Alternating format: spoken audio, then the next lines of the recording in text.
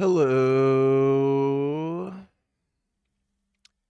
Random, congratulations, you're first. Well, it's gonna be a juicy one today. Looks like Hamza's career is officially over. This is wild to me. I never would have fucking suspected. So, after Hamza's friend exposed him for being a fake Natty, Hamza had to come out with a video with some weird cope saying he was experimenting, injecting testosterone for a year and a half. This guy has been on steroids for a year and a half, and I didn't notice. He made, like, no gains. That is shocking to me. That I would not have noticed this guy was injecting steroids for the last year and a half. And, his physique even regressed to some degree. Because I remember he was training for, like, kickboxing or something, and he got, like, a little more jacked and lean, and then he lost muscle. How the fuck do you lose muscle on steroids? So this is like one of the most pathetic fucktards I've ever seen in my fucking life. And to put the cherry on top, fucking Greg Doucette made a video exposing this fucking twat. So it's great. I love seeing shitheads get taken down a peg. Hey Motto, what's up? I don't recall specifically banning you. I don't know. Maybe you did something stupid or something. I don't know, but you are unbanned for now. When am I upping the dose? Well, I'm gonna get a blood test probably in the next few days. I was gonna do it at the end of this month, but I had that adverse reaction to the Cialis, and just to quickly get rid of the edema, I took an Arimidex 2 days in a row, a 1 milligram, and I just want my I just want like an extra week to make sure my hormones have normalized after taking an Arimidex, just so the blood test is, like, accurate. Because I added in boldenone at the end of September, which acts as an aromatase inhibitor, and based on where my estrogen is, I may have to up the dose of test. If my E2 is, like, at 20 or lower, then I'm gonna up the test dose. Sir William Squire von Dutchmeyer donated $2. Kevin Hart hasn't really ever been funny, but at least in this he is. Cindy, there's no such thing as a killer videotape. Hell yeah, there is. In fact, I know somebody can definitely help you with that. You do? Who? Wait up, man. I heard Jamal from 90th Street. He watched that tape last week, and this morning he woke up dead. How the hell do you wake up dead? Because you're alive when you go to sleep. Wait, just tell me who can So you help telling me that you can go to bed dead and wake up alive? You can't go to bed dead, man. That shit would be redundant. Just tell me No, who. it wouldn't. Because you can go to bed and not be dead, and you can die but not be in the bed. But you are in the bed, man. That's how you wake up dead in the first place, fool. Yeah, that's not funny. I think he's confirmed never being funny. Thanks for the donation, Sir William Squire von Dutchmeyer. Alright, let's watch this one first. This fucking beta male loser. Having to admit he's been a fake Natty for the last year and a half. Would. Could it be your diet, Jeffrey? Could it be your lifestyle, Jeffrey? No, it's my genetics. Yeah, it's your genetics that are making you eat Doritos and pink Lucozade lemonade. Adonis. All these guys getting outed for gear usage while everyone thinks they are natural. because they look it. Meanwhile you got steroid accusations for years while you were actually natural. Means you actually know how to train and diet. Yeah, that's the funny thing. I was bigger and stronger than this fucking loser as natural, and this guy's been on steroids for a year and a half. And I literally couldn't tell. So, yeah, it's pretty hilarious. Thanks for the donation, Yoshi. Adonis Fuck. 21st, donate $2. Jesus fuck, 50 views. You fell off. What have I been telling you? That's great, dude. wakes up with morning steel. His testosterone levels are off the charts. Oh no, Greg Doucette's making a video about him. So Adonis doesn't. So Hamza. Okay, so this is. So Greg Doucette was the one who really exposed this and brought it to light, calling him out for being a fake natty, so he had to make the video. Well, Greg doing something good for once. Hamza's claimed he's natural all this time. Before we begin, there's a very important disclaimer that I have to make to you. In this video, I'm going to talk to you about something quite unconventional that I've done, which I researched for years. I did it safely with medical professionals supervising, with blood tests and everything. I'm just going to tell you my experience with this experiment, but that doesn't mean that I have no idea. you should copy me. And if you're one of my followers and you're a little bit older like me, So he's coping. This guy was a fake natty for the last year and a half. First of all, he never made any mention that he was taking testosterone or any other anabolic steroids. You'd think with his channel, with, you know, male self-improvement and shit, where he talks about working out and, you know, boosting... He's made so many videos about boosting your testosterone, too.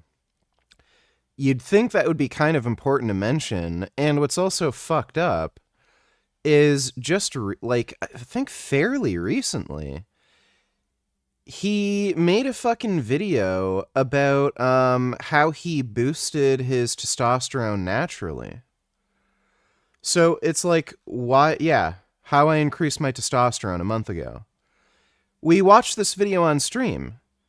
He was talking about how, I improved my diet, I improved my sleep, I was meditating, and then I boosted my testosterone naturally. So this guy is like a legit certified jackass fake natural. Why in the fuck would you say I boosted my testosterone naturally when you're on steroids? Like, he's full of shit. So any fucking cope he makes about how, oh, I didn't lie about being a fake natty. Yeah, you fucking did. You're full of shit. Dodo donated $2. Let me see.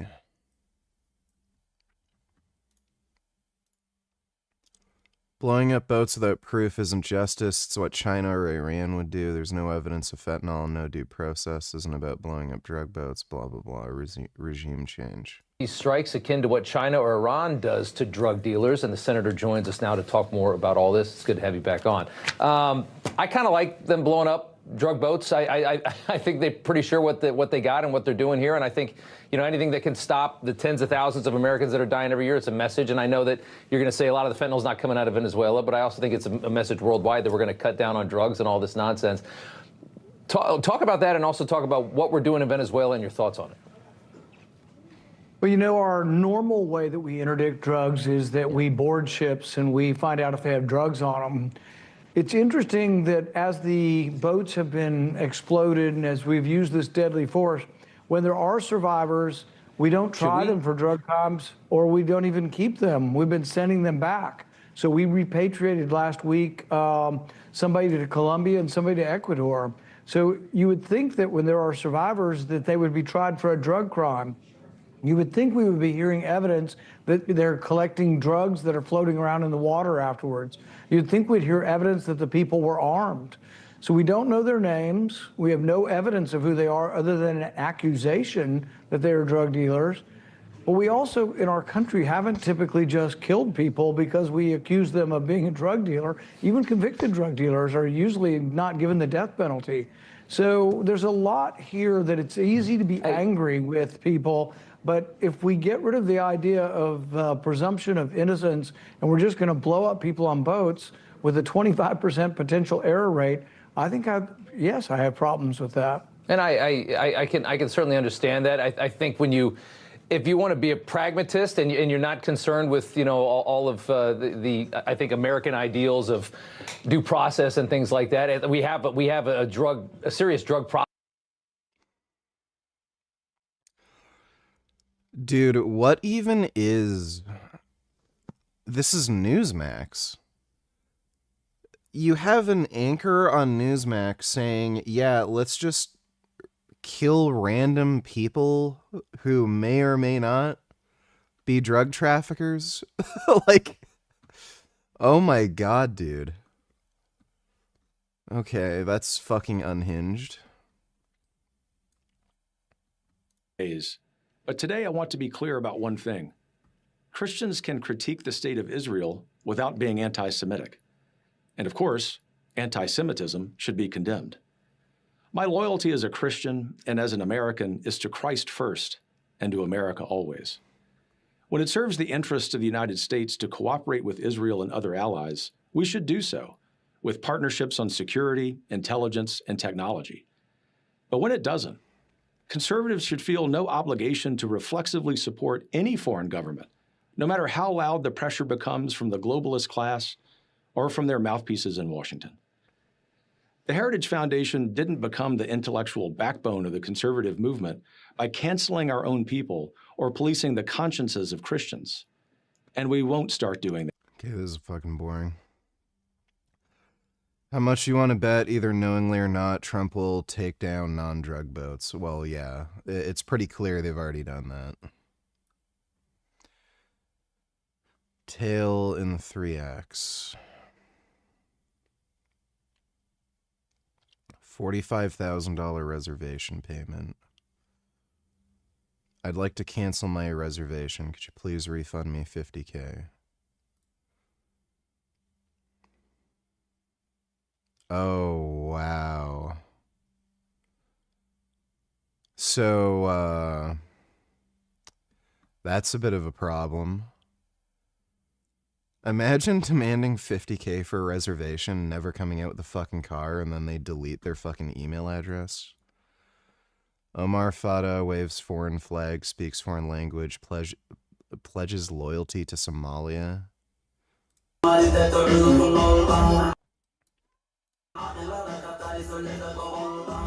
Jesus Christ, these people are fucking retards.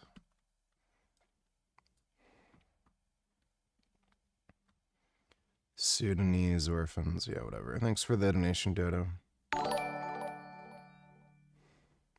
Just wondering, would you...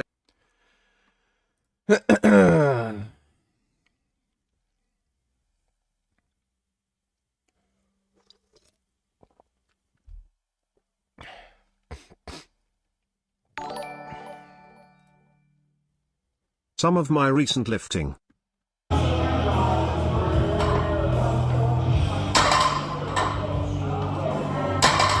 Hell yeah, nigga. 315 for Pendley Rose.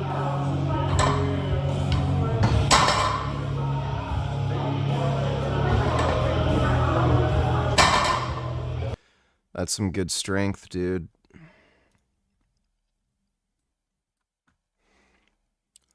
Shit.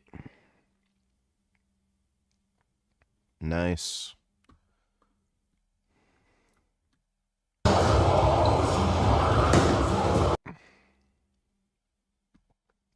Why doesn't this fucking shit load? Oh my god. How much... Okay, why is there no, my god. 5:30 on the squad.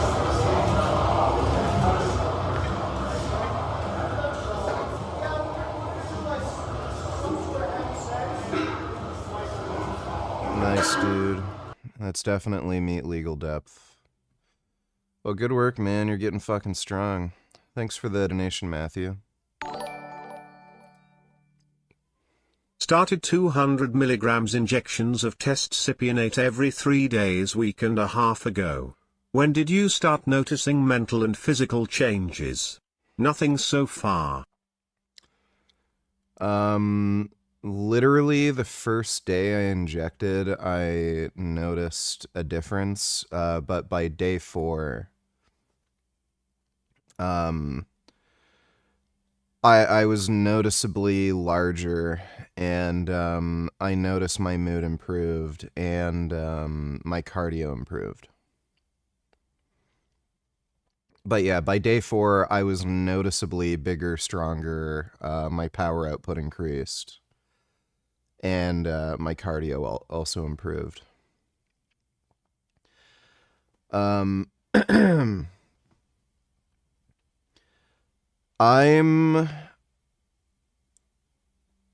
a hyper responder. Like, most people are not going to get the kind of results I've gotten. Especially, like, not on those doses. Like, I was injecting daily, but I was only taking 210 milligrams test sip a week. And most people are not going to gain 20 pounds of muscle in 2 months from that sort of dose. So I wouldn't expect to get the results I've gotten, but yeah, it might just take you longer to notice anything, and you may need higher doses to get like similar results, but just I would run that dose for, at least a couple months, and make sure you also get blood work just to see what's going on. Thanks for the donation, though. Apple is fucking awful. Clearing your throat doesn't make the question go away, and we won't forget. Nigger retard cope. That's great. Thanks for the donation, dude.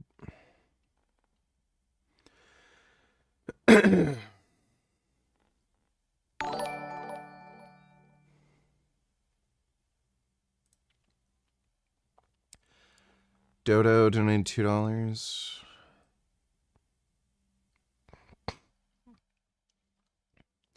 AI generated video falsely shows snap fraud, stirs welfare concerns. Happy Halloween Eve. Will you be doing a Halloween stream tomorrow, VG? Yeah, I will. I have to pick up Isaac from the bus stop, because he's coming over and moving in tomorrow. I don't know exactly when that's going to be, but I'll try to do a stream, like start a stream a bit earlier, so that just in case, if I end up having to pick him up sort of earlier in the day, I'll still be able to do a fair bit of streaming. Thanks for the donation, though, Dodo. AI generated video, viral video shared by conservative influencer Mila Joy depicts black woman in Atlanta claiming to sell $2,500 in monthly SNAP benefits for $1,200 cash. Like, nobody knows how any of these benefits work. Like, I looked it up. You don't get much money from it. So whenever somebody's saying they're getting $2,500 a month in SNAP benefits, you immediately know it's fake. Like, people are just fucking stupid. $100 a month in stamps. I'm gonna keep it real with you. I get over $2,500 a month in stamps. I sell them. This is clearly AI. You can even see like weird visual glitches. The background just in general is fucked. Like, the reporter is way too still. 2,000 worth for about 12 to 1,500 cash. That's why everybody's upset. Folks say we're taking advantage, but that it also has that weird, like, all of these AI videos, they have lower quality audio too. that's how we get This is by. just And that's the clearly frustration we're fake. hearing out here in downtown Atlanta. It's fucking stupid. And what the Industrial Revolution does and why it's so revolutionary is it produces compounded economic growth. Traditional societies are pretty stable. But when you do compounding economic growth, the difference in power and wealth becomes stark between those who do and those who don't. And it's also based not only on technological changes, right, where you've got all these fancy armaments and railways and telegraphs, but it's also based on institutions. What are institutions? They're how we organize each other. So when you think of institutions, you think of the buildings where people are, but that's not it. It's the people in there who are working on a shared project together, whatever, or a shared area of activity. And this is one of the hallmarks of Western civilization. This is what the Romans figured out, of institutions and laws, that this is a way of really harnessing people, and it's profound. Can we make food stamps not for junk food? Money on my mama, on my mama.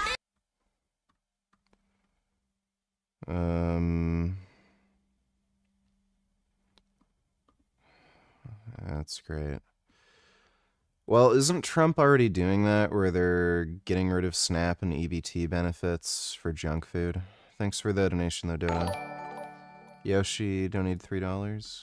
There's nothing more I hate than a fake natty, because they're just feeding their egos and they're using it to make money, and that shit pisses me the off. It's just like all these other corporate companies feeding you bullshit to keep you small. We're not gonna do that. We're gonna tell you the truth and our experiences, because, you know, we're in this together. There's nothing more. Yeah, fake natties are gay. Thanks for the donation, Yoshi. Heartedly, Tin Man Adonis didn't donate. You fell asleep on us last Halloween after being dared to eat day of cheesecake for much cash. Well, no, I think there was two things. Somebody paid me a big amount of money to eat a day of cheesecake. And I think somebody also paid me to do THC edibles. So I remember I took the edible on stream, and then I like fell asleep, and then I got up to eat the cheesecake, and then I like fell back asleep or something like that. So the edible was what made me fall asleep. And I think I took a really, really high dose, too. It was like 30 milligrams or something. I'm pretty sure I was, like, fucked up beyond belief. Heartedly Tinman Adonis. Yep, it's a shame it was unjustly taken down for copyright. Yeah. Thanks for the donation, Dodo. Mid-20s or 30s, you can click on a link that will appear right now, which is the full superhuman body protocol. I've posted it to my advanced channel, where I talk for hours about what we're talking about today with way more detail, and also other crazy experiments that I've run recently. So I had actually improved my testosterone for years. I did the basics like try and improve your sleep and go to the gym, lift heavy weights, get out into sunlight, eat clean. And I felt pretty good, especially mentally. I always had like a disciplined mindset. I could just force myself to get up and go. But with our generation, we've had a special handicap that almost no other generation before. Trend Prolapse, $22. Holy shit, never realized Hamza was on gear. This guy made several videos in the past flexing his physique strength, all while arrogantly acting as if it was natural. He's now trying to soften the blow by differentiating TRT and steroids. Yeah, I mean...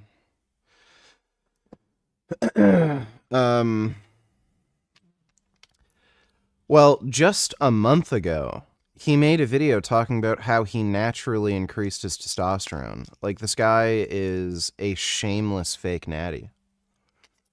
Like, fucking dork, dude. Thanks for the donation, Trend Prolapse.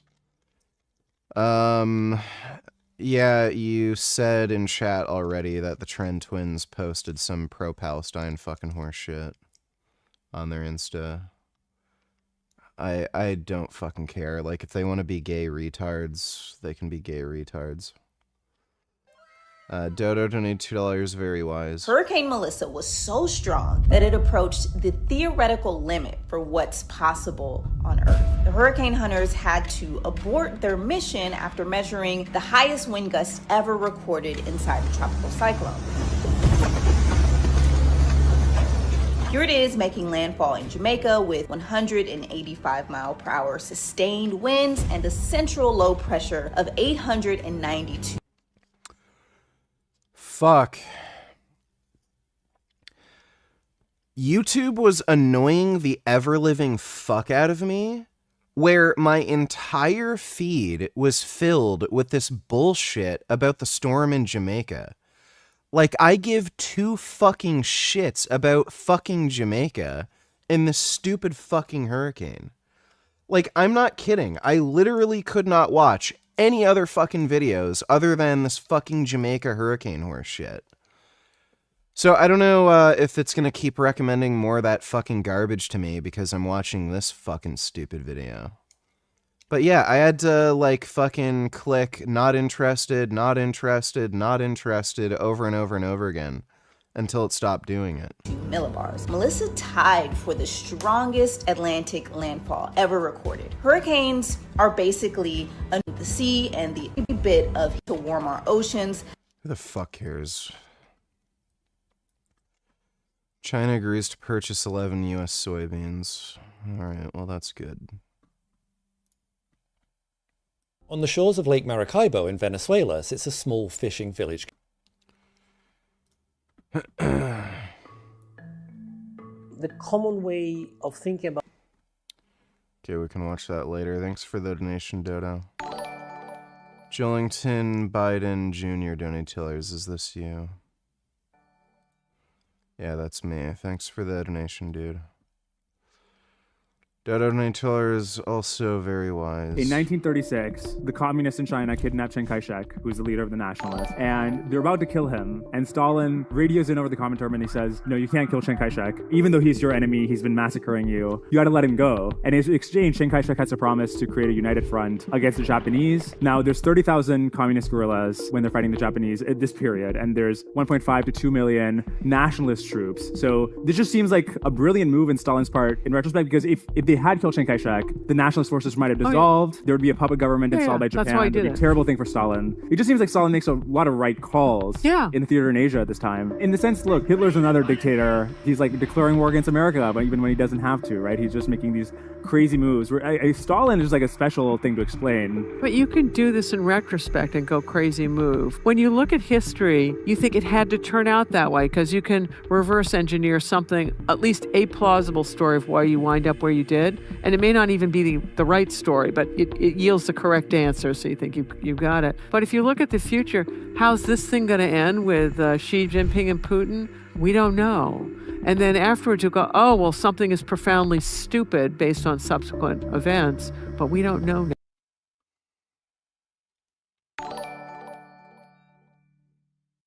Who the hell cares about fucking Jamaica? They are a homophobic fascist crime riding country.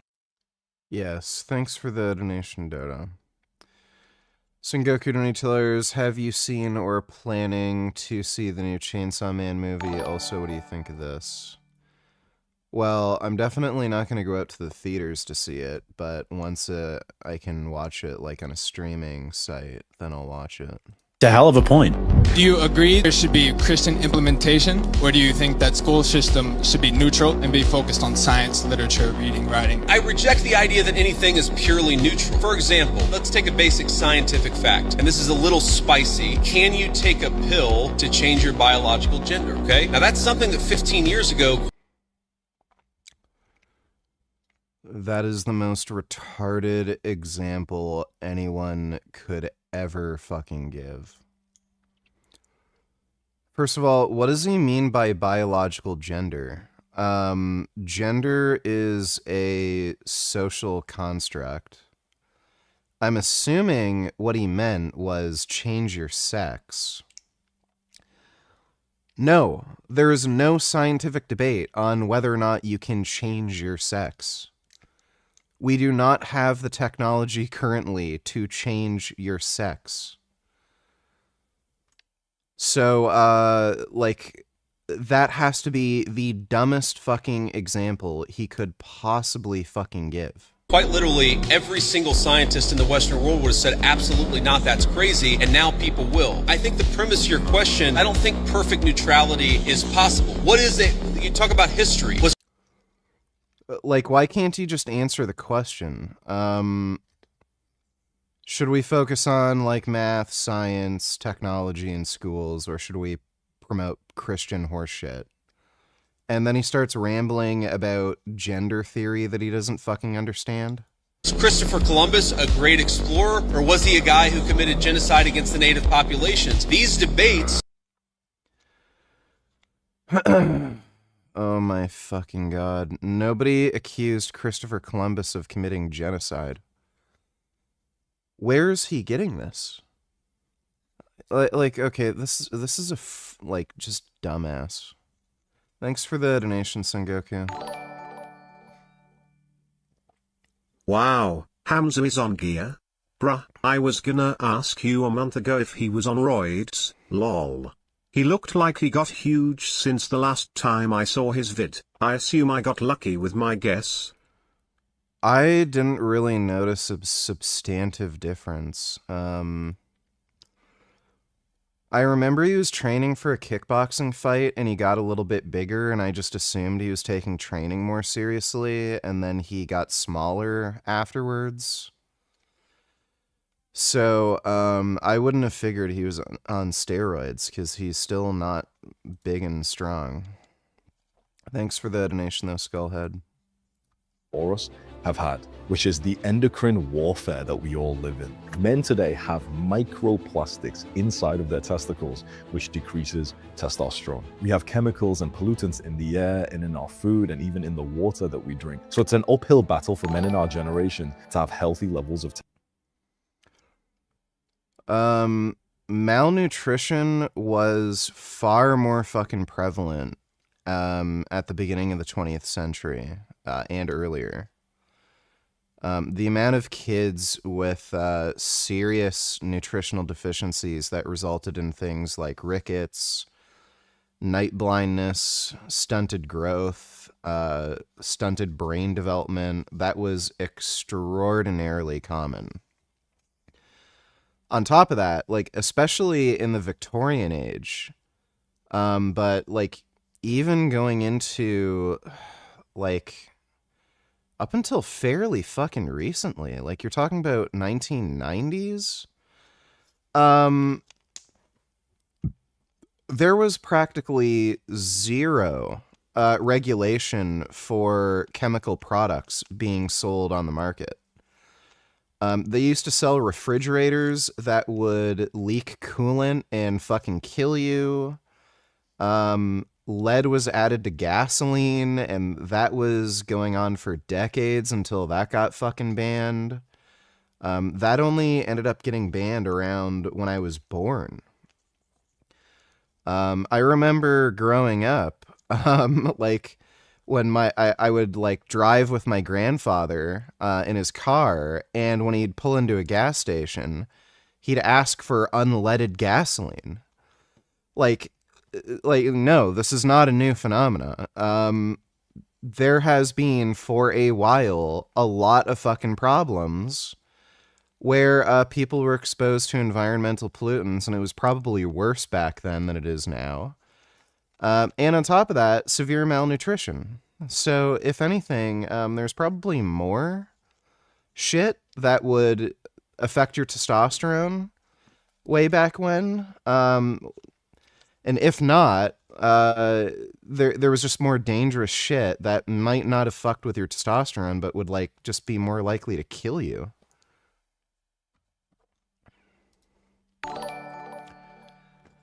Natty Cope Destroyer, $92. Hamza is a shameless narcissist promoting unrealistic standards to his already insecure male audience. It reminds me when I started lifting 7 years ago and found out David Lade and Jeff Seed weren't natty.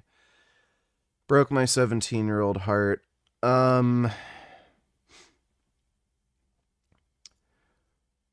Well, I knew right away when David Lade stopped being natural because his bench increased by like over 50 pounds in a month. And I never thought Jeff Side was natty. Like, literally at no point did I ever think he was natty. But thanks for the donation, Natty Cope Destroyer. Be careful, VGSJWS might find what you just said about not being able to change your sex offensive and try to cancel. Also, some people like Dark Snovia do be alive the Columbs was genocidal. I don't fucking care. Thanks for the donation though, Dodo. Sengoku donated $2 modern women. Afford to date. You have to be able to afford to have a woman. That is like, oh, you have to afford a car. Like, you have to afford to have a woman. I feel like if you need to be working, you don't need to be dating. Like, if you're still trying to establish yourself, you gotta lock in and focus. I feel like I'm fairly young, and I typically date a little older because men my age are still figuring it out, and I don't feel like there's nothing. Is this AI? She looks like a fucking grandma. Like, what? She's got to be close to 40. Men who are around 40 are still trying to figure their lives out? Okay, I don't fucking care. Thanks for the donation, Sengoku. Testosterone. It's not uncommon to have a young man who's doing everything he can, like he's going to the gym and he's trying to eat clean and he's trying to sleep better, and he still has lower testosterone than his father or even his grandfather. And then there was one other thing that affected me, and it actually affects like 10 to 20% of guys. And it was a medical condition called varicocele, which is where like the veins in one of your testicles kind of gets inflamed. And quite a lot of guys have this. You can literally just go feel like the veins above your testicles. And if it just feels like one or two kind of wires, then it's okay. But if it feels more like a clump, like a bag of worms, that could be a varicocele, and it can decrease testosterone. And even if you try to sleep right and eat clean, there are things that are creating a disadvantage for us. I still built a great physique completely naturally, but this wasn't just about my physique. This was like overall life quality. And so after being into fitness and self-improvement and increasing my testosterone levels naturally for years and years and years and doing a lot of research, I wanted to experiment with injecting testosterone. And so I started my experiment injecting testosterone in February last year. I didn't mention it publicly because one, I didn't know what it was going to be like, if it was going to work. He was trying to be a fake natty. Seems to be the case that he didn't want anybody to know because he wanted to keep it a secret. And the only reason he's talking about it now is because he fucked over his best friend, and his best friend exposed him for being a fake natty.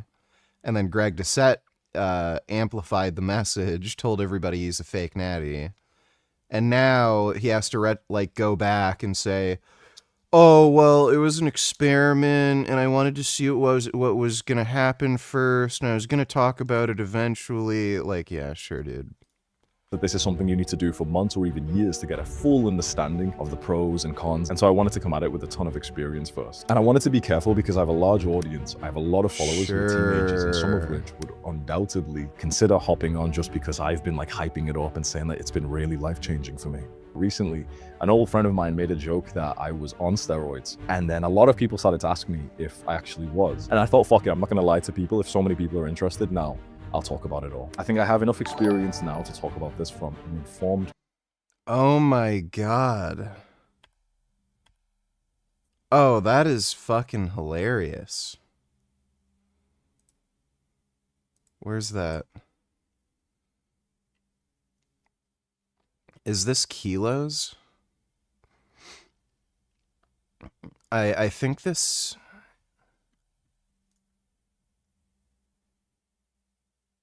Yeah, that's kilos. This guy is struggling to overhead press like 110 pounds. So that's 10 kilos. So that's basically a 25-pound plate. So we're at like 95 pounds here. And then he has like, what is it? A 5 kilo and like, is that 2 5-kilo plates or something? What is Hamza's weight and height? I have no idea. I think he's like 6 foot or 6'1" or something. I don't know how much he weighs. Thanks for the donation, James. He's basically struggling to overhead press like 120 pounds. That's fucking pathetic. And I have no idea if he's on steroids or not here, but if he is, that even makes it more embarrassing. Now to talk about this from an informed position. So let's go over all the details. Man, what a fucking dork. Son Goku donated $2, fitness retardation. You can bench all of this weight, but can you do? Yeah, I swear you already sent me this. We've seen this video before. Yeah, the guy's just a fucking... He's just a fucking little manlet. And, this fucking fitness midget is coping for not being that strong by saying, oh, well, people who are bigger and stronger than me can outlift me, but can they do this stupid exercise nobody does? Like, nobody cares. Thanks for the donation, Son Goku. The protocol that I've always been on is 150 milligrams of testosterone per week. And I split that up into 2 doses. If you compare that to a standard bodybuilder's steroid cycle, it's very different. When someone hops on steroids, like they take a steroid cycle or what's called a steroid.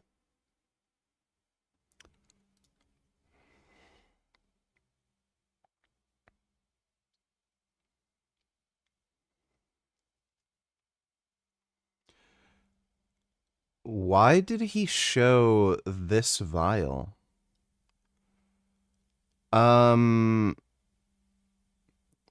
Testosterone propionate, 150 milligrams. I'm assuming that's per mil. That is weird. So, testosterone propionate has to be injected daily because it's a short-acting ester. And then he's talking about injecting twice a week. So he's on either an enthate, cypionate, decanoate, or something, some long-acting ester. He's not on test propionate. So why would he show a vial of test propionate?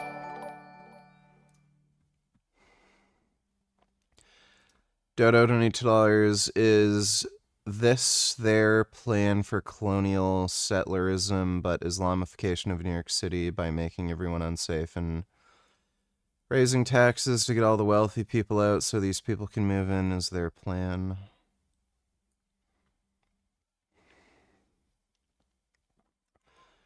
New York City buyers are fleeing to Connecticut amid fears of Mamdani win. People are very concerned. Yeah, you know, whatever. I don't care. Thanks for the donation, Dodo. Do you think he's lying about the dosages he's taking? Well, very likely. So, look, the guy's a fake natty. So he's lied about being natural for the last year and a half. The guy is also a manipulative narcissist liar just in general. He lies constantly about everything. So I wouldn't take his claim at face value that he's only using 150 milligrams test per week. Blast. They'll often take 3 to 4 times as much testosterone. And then they'll often take Deca, D-Bol, Tren, Anavar, and some other things as well. Just about nobody does Dianabol anymore. Did he call... Wait, what is this? Trenabol? What in the fuck? That's gotta be... I thought that said Trenabol, but it says Trenbol. So I'm assuming he found some weird image online of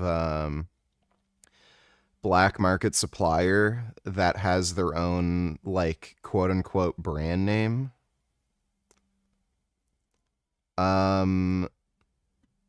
What in the fuck is this?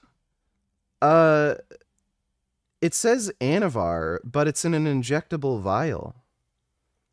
I've literally never in my fucking life seen injectable Anavar. Where did he... What brand is this? Etho Anavar.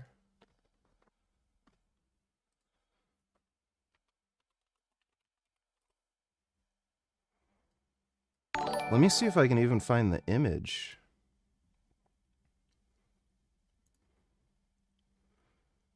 I've literally never in my life seen injectable Anavar. This has to be fake. Nobody makes injectable Anavar. I've seen sublingual Anavar, but I've never in my life. So I don't want to show this on screen, but if you just search the name on the screen, you'll find the website that's selling this. You know what, actually? I'll screen cap this and this is funny. So I think he's exposing himself. So Hamza lives in the UK, and on screen he showed a thing for injectable Anavar. It's obviously UGL. It says Etho Anavar. I literally just Googled Etho Anavar. It's a UK brand. So this guy knows of fucking underground sources for some of the shit that's in the UK, and he's claiming he's getting testosterone from a doctor. So it's a little... That's a little bit of a funny coincidence. It makes me think this guy was looking for underground gear. Let me see, because,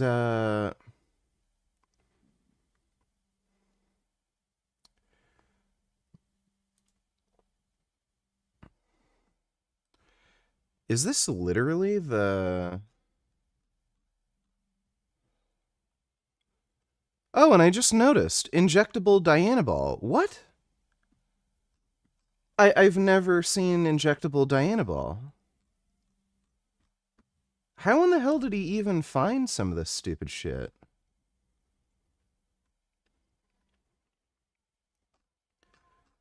I'm looking on this website that was selling that Etho Anavar, and I'm not seeing injectable Dianabol. I don't know why the fuck you'd take injectable Dianabol. Because Boldnone is basically injectable Dianabol.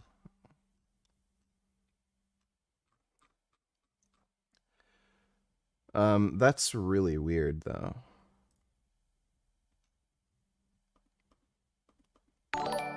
I've seen injectable Anadrol, and injectable Superdrol. I've never in my life seen injectable Anavar.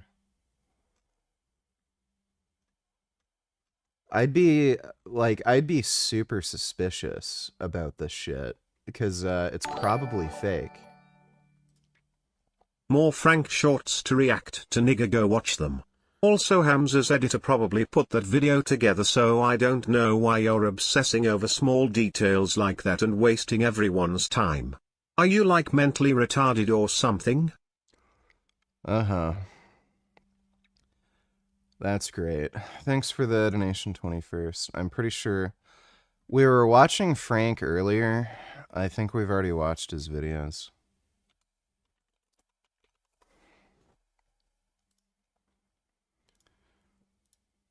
Yeah, we already watched these. Dumbass. Thanks for the donation, dipshit.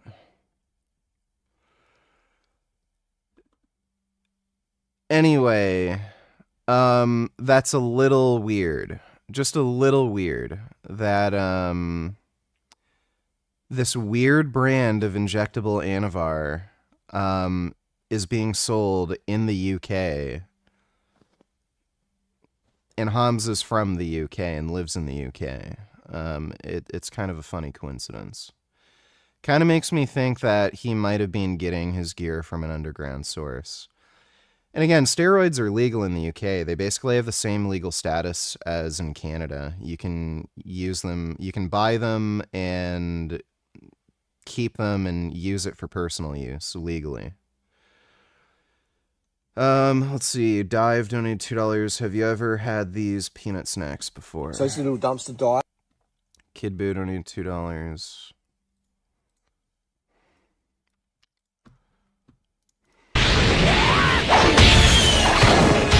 Yes, Dragon Ball Super Brawly was good. Thanks for the donation, Kid Boo. Anadrol Skittles donated $2.15. His entire comment section is shitting on him. He's done, lol. Look at him trying to downplay it. It's just TRT, bro. I'm still natty. Under 500 milligrams is natty. It reminds me of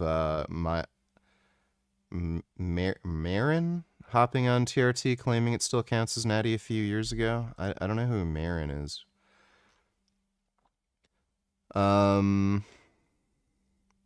Stay natty, guys, period. What a faggot. Here before Hamza deletes this video, too. Adonis doesn't take steroids. Well, yeah, he fucking does. My disappointment is immeasurable and my day is ruined. The coping is strong on this one. Wow, he has a lot of, like, faggots in his audience. Young men out there, you are better natty. Jeez, that is so fucking gay. Like, to be fair, I do think, like, the vast majority of men should be on some form of testosterone replacement. Either, like, legitimate TRT, or just taking testosterone for performance enhancement. You're just better off on it, period. Like, best case scenario for most people is they may be able to periodically have their testosterone be, like, at around 800, and only periodically, because, like, you may be able to have a few months where you reduce life stress, you have good sleep, you know, you have a good routine, but then, like, again, you might end up having a job where you have to do shift work, or you end up having some, like, different life stress, and then your testosterone's going to go down again. You just function better when your test is in the, like, you know, 1500-ish range. So, like, most men really should be around, like, you know, 1500 at least. But yeah, like the problem here is this guy is just a fucking liar. Like, he's been, like, for the last year and a half, he's been claiming he's natty. Like, that's the fundamental problem. But it's kind of funny how his audience is all like, oh, fucking stay natural. Oh, steroids bad. I'm gay. But yeah, half of these people are just gay retards who are like, steroids bad.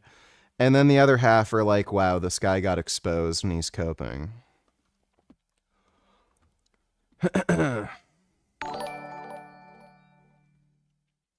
Yeah, great. Just pretend like I didn't accurately point out that Hamza has an editor who puts together the graphics in his video. His editor probably doesn't know much about steroids. You know that he has an editor. Occam's razor, nigger. Stop being stupid. Yeah, I mean, it's plausible. That's probably the more likely scenario. Thanks for the donation, 21st.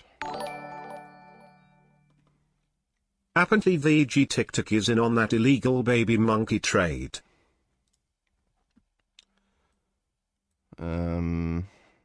Yeah, okay. Thanks for the donation, Dodo.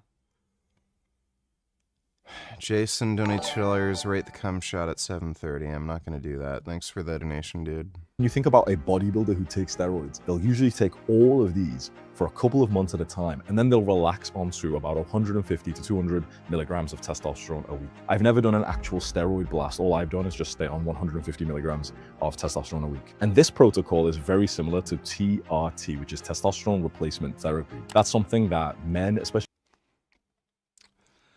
That's a very strange wording. This protocol is similar to TRT. He's not saying he is on TRT. When they get older, they start taking if their natural levels aren't high enough. And they'll usually take about the same amount that I've taken, which is 150 milligrams per week. 150, it's not a crazy high dose for taking testosterone per week. Even saying that though, I seem to have been a hyper responder because even with this dose, my he is not a hyper responder. Testosterone levels shot through the fucking roof, like even a... Which, let's face it, is typical coming from a Wesert that's from a country that kills dozens of endangered species. Yes, that's true. Thanks for the donation, Dodo. Above 1,500 nanograms. Yeah, that's normal.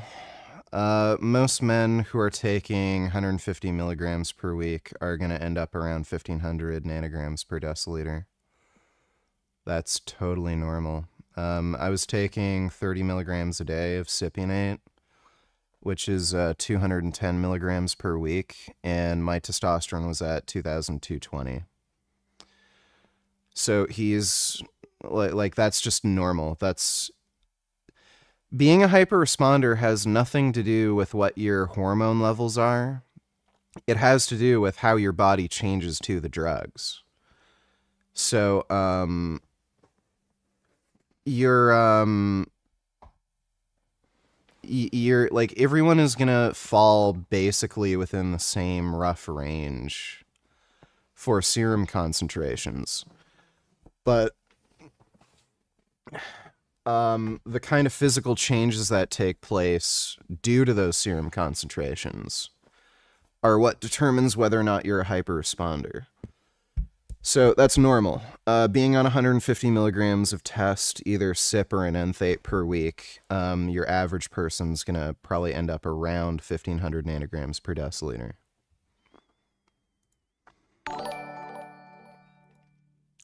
I cruise on 500, donated 214, classic narcissistic goalpost shifting gaslighting. Now that he's exposed, he's trying to claim testosterone by itself doesn't count as steroid use. Also, his comment section reeks of Natty evangelists. They don't realize test is literally Adonis potion.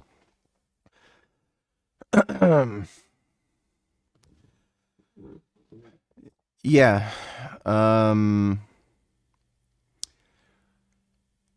It's a little surprising that his audience are basically like natural hypertrophy acolytes. Like, this guy for years has been talking about how important high testosterone is. And he also has that, you know, Adonis character where he just uses that Giga Chad meme. Like, Giga Chad isn't real. It's not a real person. It's a Photoshop thing. But obviously to get a physique like that, you'd need to be on steroids and very high doses. So it's a little surprising seeing so many people in his comment section being like, oh, testosterone is bad, it's evil, stay natural, keep your testosterone low, after this guy has like talked about maximizing your testosterone levels for so long. But like he's fostered and like obviously the dudes who are interested in his channel are going to be like the most beta male fucking gay retards you've ever seen, because his content is geared towards insecure, like lame, weak beta male children, and he's basically trying to make himself out to be this cult leader that will show these beta male like losers how to become real men. So like obviously his audience is made up of just weak fucking like low test losers, and it's kind of funny. Like I It's like a sign that you have low testosterone that you're against injecting testosterone. Yeah, it's so funny. Yeah, it's like if you're a low T beta male fucking cuck who's like more feminine, more risk adverse, non-competitive, just scared and just simpish, you're just more likely to be against steroid use. Thanks for the donation, though. I cruise on 500. Dive donated $2. You skipped my donation like 7 donations ago.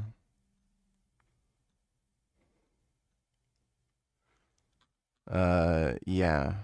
You know why, dumbass. Grams per deciliter. And I think the reason why I was so responsive to it was because I was already doing like many of the habits. I was already trying to sleep as best as possible, eating clean, staying out into the sunlight, socializing, doing like, I had already researched how to increase testosterone naturally. And so when I started to take it, it was like my levels blew through the fucking roof. Even that being said, in the grand scheme of things, this is still far less than an actual steroid cycle. So let's talk about the results. Within just about 1 month, I cruise on 500 donated $2. If he was truly interested in helping his incel audience, he would promote his usual healthy lifestyle tips, as well as testosterone doses, ideally in the 200 to 250 range. It enhances quality of a man's life. That's what I appreciate about you.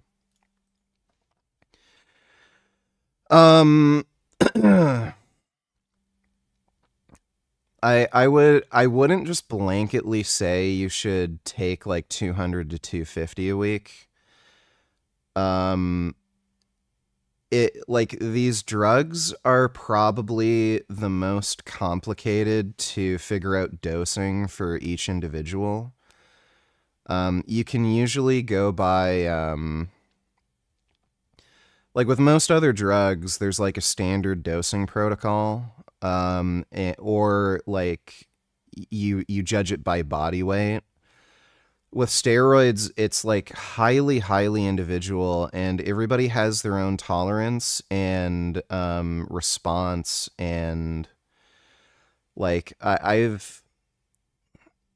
I'm not an expert, but I've been researching this like pretty heavily for the last like year and a half. For whatever reason, some dudes, when they're on like 200 or 250 milligrams, they end up having erectile dysfunction that they're just not able to treat unless they lower the dose. Even when they like use aromatase inhibitors and shit to get their estrogen in range. So it highly depends. Like some dudes are going to be better off just being at the higher end of like the natural range, or else like they just can't figure out how to resolve erectile dysfunction. Honestly, I think with those people, they just need a mix of like test and enthate or sip and propionate. That would probably solve it for them. They're probably just really low DHT converters. But yeah, like a lot of people have some funny little side effects and issues when they're on higher doses that they can't really resolve. And again, like, because, most people are fucking stupid, right? So they're going to go to a doctor, they're going to get a prescription, and then when they run into issues, like their doctor isn't going to be able to do jack fucking shit for them because like 99% of doctors don't know fucking anything. And they're just not going to be able to figure out how to like manage some of the side effects that they're getting with other ancillary medications. And because they're getting their shit through a doctor and like they're too stupid to figure out how to source things themselves, they're not going to be able to get like a prescription for test propionate or a DHT cream or anything else they might need for some of those problems. So I can understand why some dudes would want to be on lower doses if they end up having sexual dysfunction from higher doses. It's not like terribly common, but I've seen it enough where, like, I think I can safely say like maybe 10% of dudes, maybe a little less, if they're on higher doses, they do end up having kind of erectile issues on the higher doses. And again, some of it may have to do with them just needing test propionate or something, but like most people aren't going to figure that out. So it depends. But like, yeah, generally speaking, the higher your test dose, the better you'll feel. And as long as you're able to manage some of the other side effects, like E2 levels, potentially acne, high blood pressure. I think the hematocrit thing is massively overblown. You'll be fine. You can run higher doses for a very long time. Like maybe once you get into advanced age, you're going to have to lower the doses. But yeah, I'd kind of recommend, especially if you're an active person, just go on the highest tolerable dose of test. And you'll be better off. Thanks for the donation, though. I cruise on 500.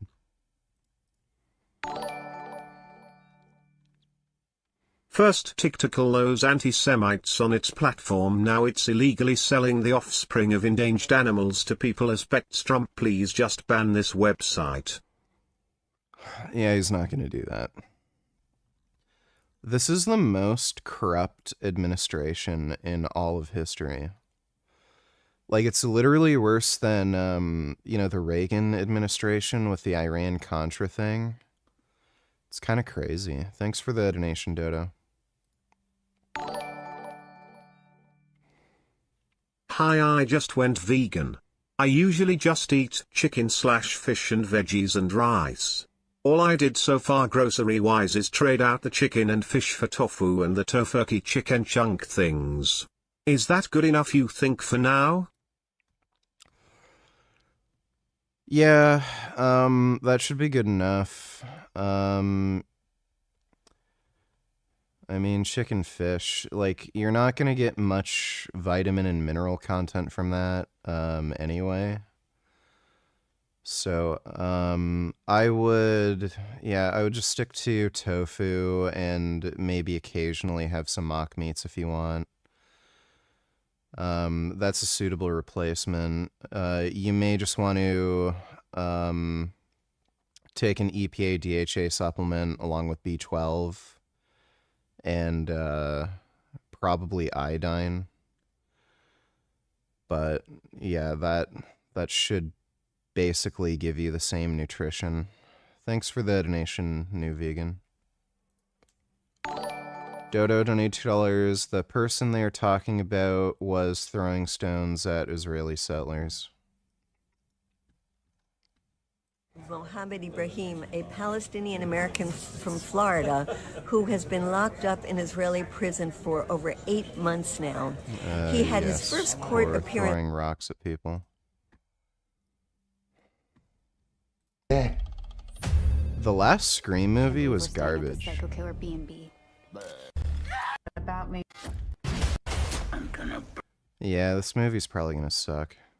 The last Scream movie was just fucking trash.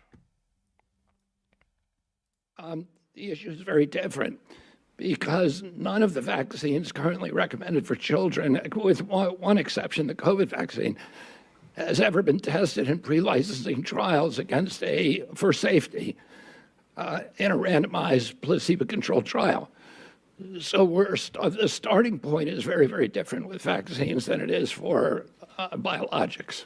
Fucking stupid.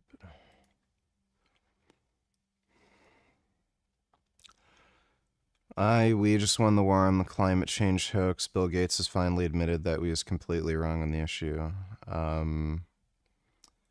Pretty sure he didn't. Thanks for the donation, Dodo. Jack donated $2. Do you live in fear at all of bad things happening to you? Any advice for someone who does? Yeah, stop being a pussy. There's literally nothing to worry about because at the end of the day, you're gonna die anyway. So stop being a bitch. What's the point in living in fear when no matter what happens to you, you're gonna die anyway, and when you're dead, you're not gonna have to worry about anything. Thanks for the donation, Jack. Then again, Trump most likely don't not care if they are selling endangered species, seeing how this is the same guy whose very sons go trophy hunting. Yep, him and his children are complete cunts. Thanks for the donation, Dodo. Of starting this protocol, I seem to have gained about Trend prolapsed $20. That comment section gave me AIDS. NH is blowing his load to those comments. In a nightclub or beach setting, nobody cares if you're natty or not. It's how good you look. Do you even lift naturals? Get so insecure and love shitting on gear. NH derangement syndrome. The only people who care if you're natural are like a subset of deranged weirdos on the internet. Normal people literally do not fucking care. I had to go to the hospital for that adverse reaction I got from black market Cialis. I got severe edema. And I told the doctors and everyone that I was taking steroids as well. None of them gave a fuck. They just asked me, okay, are you making sure you get regular blood work? And then I said, yeah. And then they're like, okay, good. And then they were just like trying to figure out why I had that weird reaction to the Cialis. So they just checked off a few boxes, made sure I wasn't in some sort of weird heart failure. So I got an ECG, echocardiogram, and they just tested my kidney function. They gave me a stupid creatinine test. I explained to them why that was useless, but they also tested my urine. There was no protein in my urine, so I didn't have any kidney damage. Those are the two things that would that could be related to severe edema. So they just figured, okay, it's clearly a severe reaction to the black market Cialis, and then they just told me to stop taking that. They didn't even tell me to stop taking steroids. They were like, just make sure you get regular blood work done. Nobody cared. Random people that I come across, like the pharmacy that I go to, the woman who works there was like, whoa, you've gotten like a lot bigger. You working out? And I'm like, well, I just started taking steroids. And she's like, oh, cool. Are you going to compete in bodybuilding? Like, nobody cares. Like, normal people don't care. Like, I've had dumb fuck retards, you know, like talking shit about me for being vegan.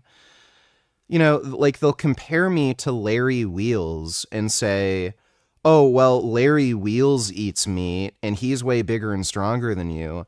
Like, it literally does not even connect in their brain that, like, some people are on steroids and some people are natty. Like, it's just, oh, he's bigger and stronger than you. That's it. Like they literally do not care. So it's only a small subset of online weird fucktards who have some ideological position against steroids that care if you're on steroids. Normal people could not give two fucking shits. Like, it's just something some people do, you know? Thanks for the donation, though, Trend Prolapse. About 6 to 12 months of muscle mass progress. Like, I'll show you two pictures with like a similar sort of pose. That is not a dramatic change.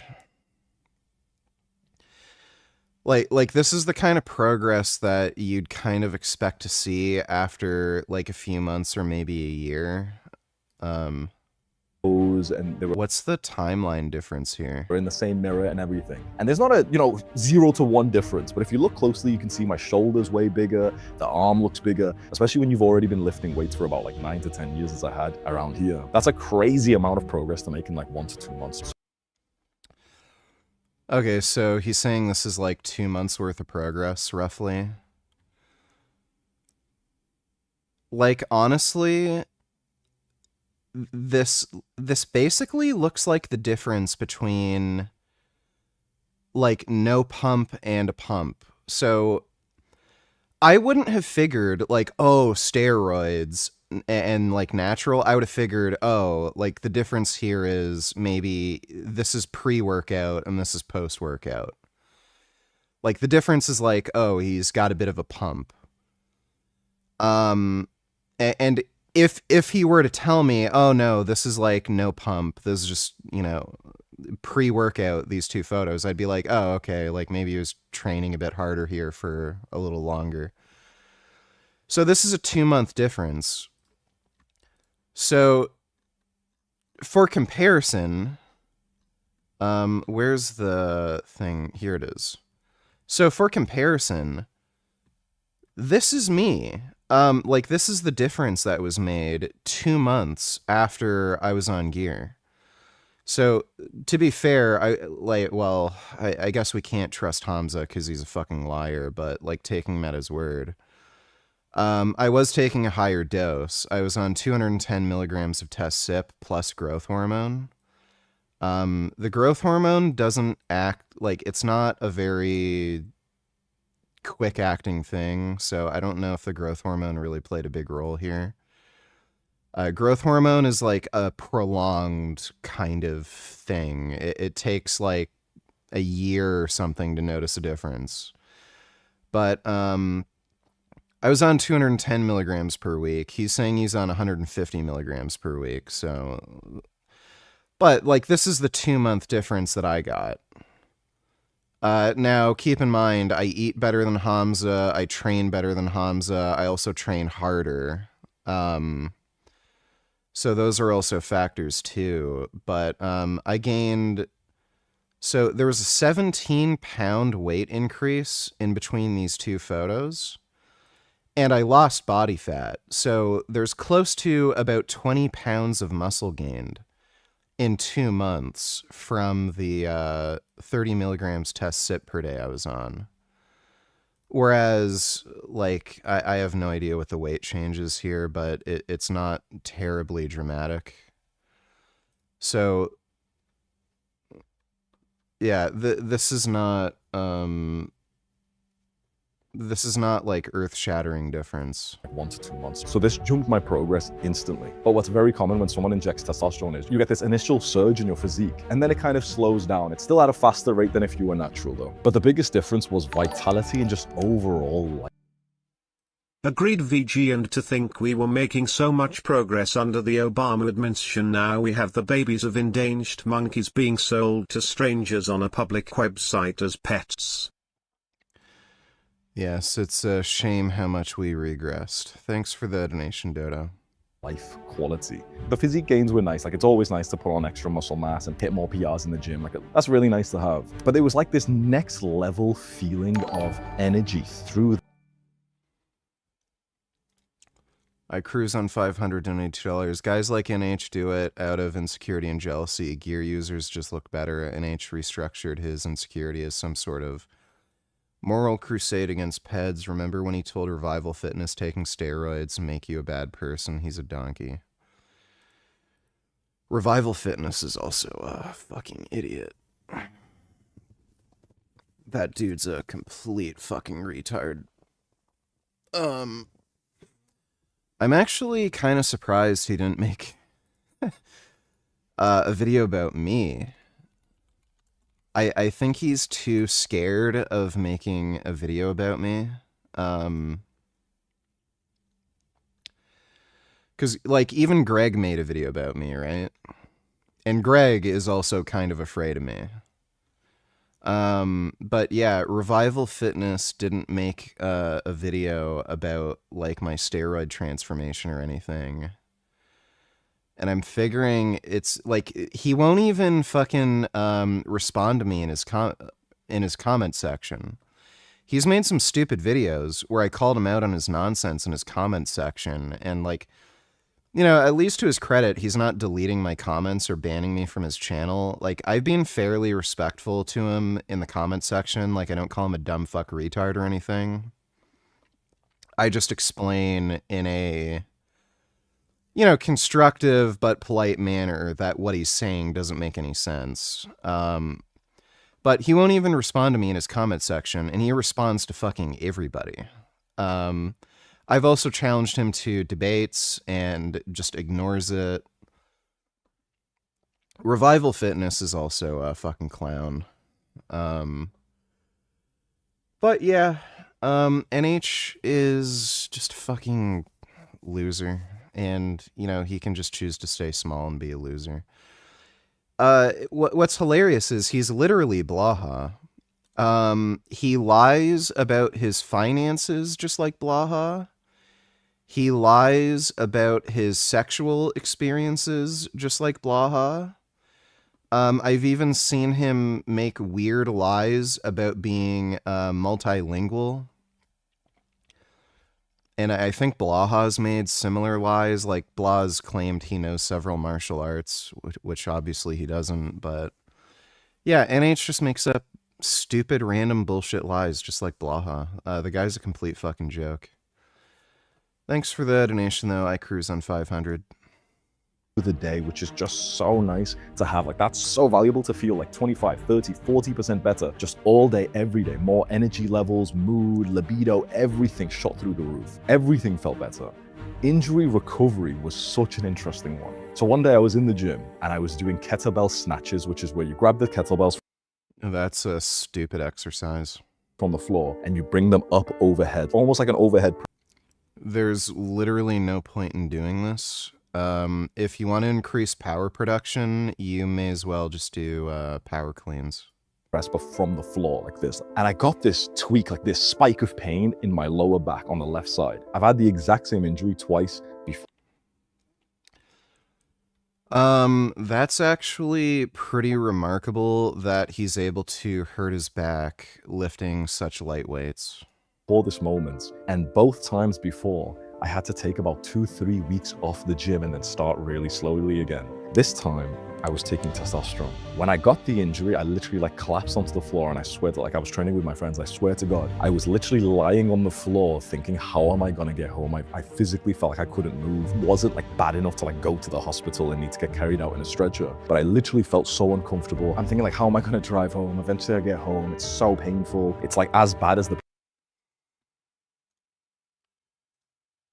You made a video about me, but you have a baby channel. I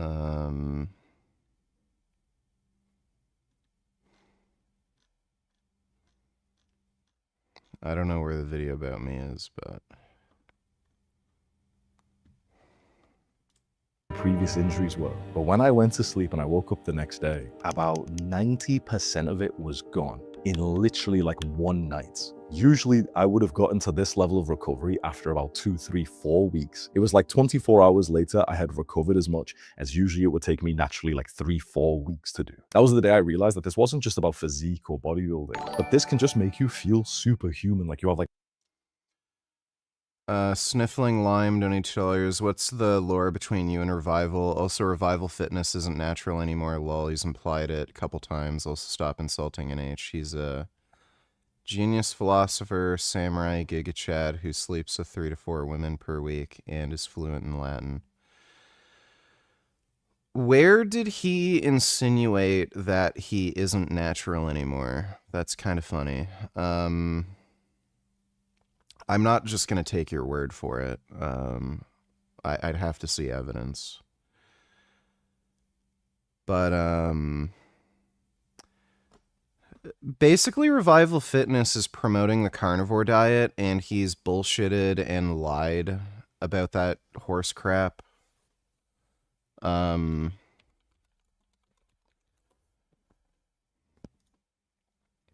He was claiming he was eating like 10,000 calories a day on the carnivore diet, which he definitely wasn't. Like, that was a lie. He's made some bullshit claims saying saturated fat doesn't cause heart disease or even affect your serum cholesterol, which again is obviously nonsense.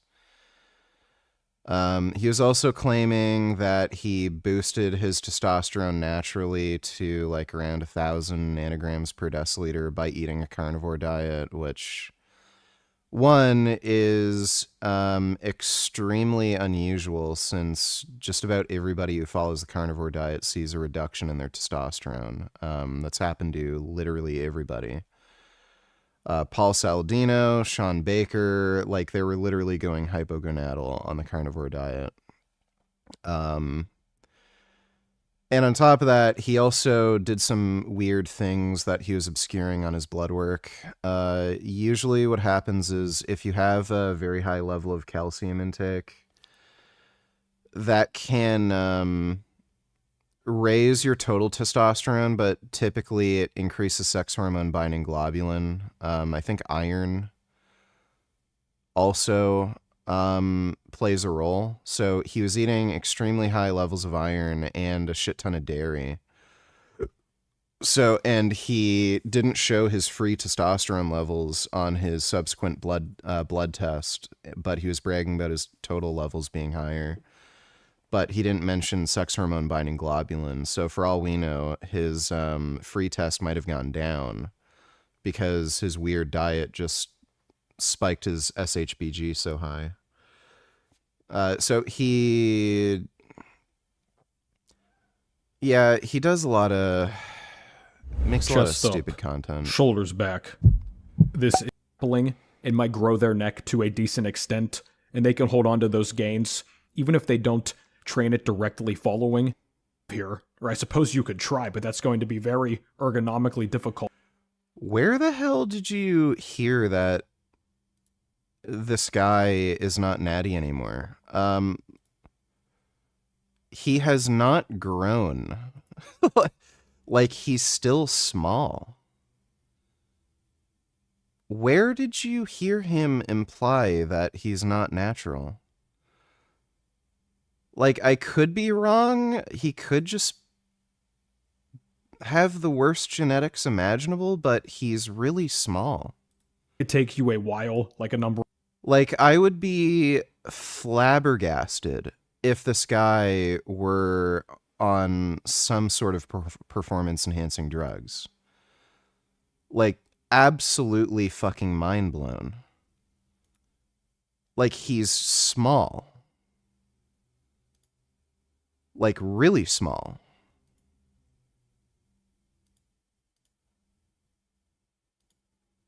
Like, there's just no way this guy hopped on gear recently. Only TRT. I'd even be surprised if he was on, like, a lower dose of TRT. Because, like, he has not grown at all. Like, literally at all. If anything, like, I swear he looks smaller. It might be because he's not quite as lean. And it's just like a visual thing, with like the lighting and everything. But yeah, this guy looks very small. I don't know where the fuck you got the idea that he's not Natty anymore. Thanks for the donation, Sniffing Lime. And Spec King of TikTok Scum VG.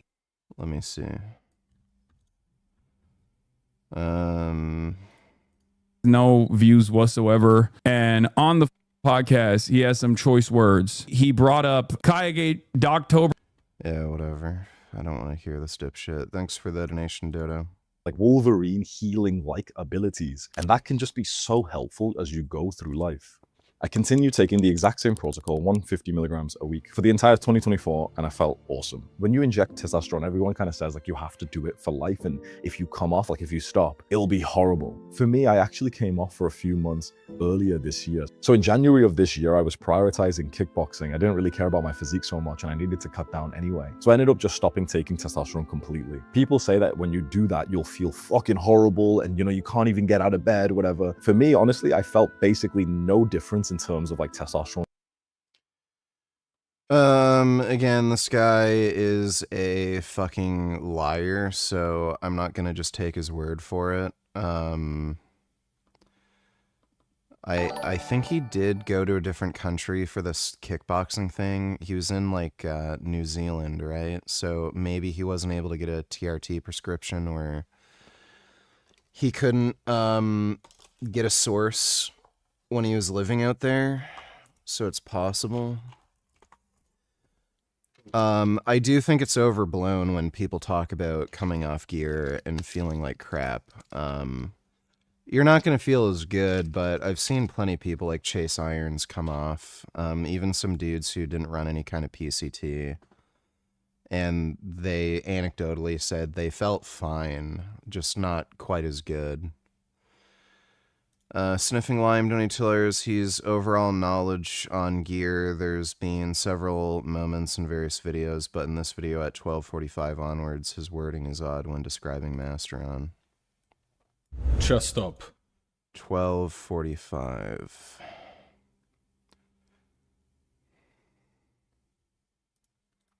That's not a small amount. I mean, in the grand scheme of things, in like the fitness industry and bodybuilding and stuff, it's not a lot, but it's also not a little either. Then we've got Masteron, Enanthate, 200 milligrams weekly on top of that too.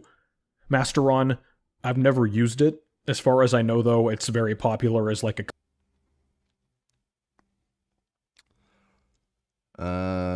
That's a weird way of wording things.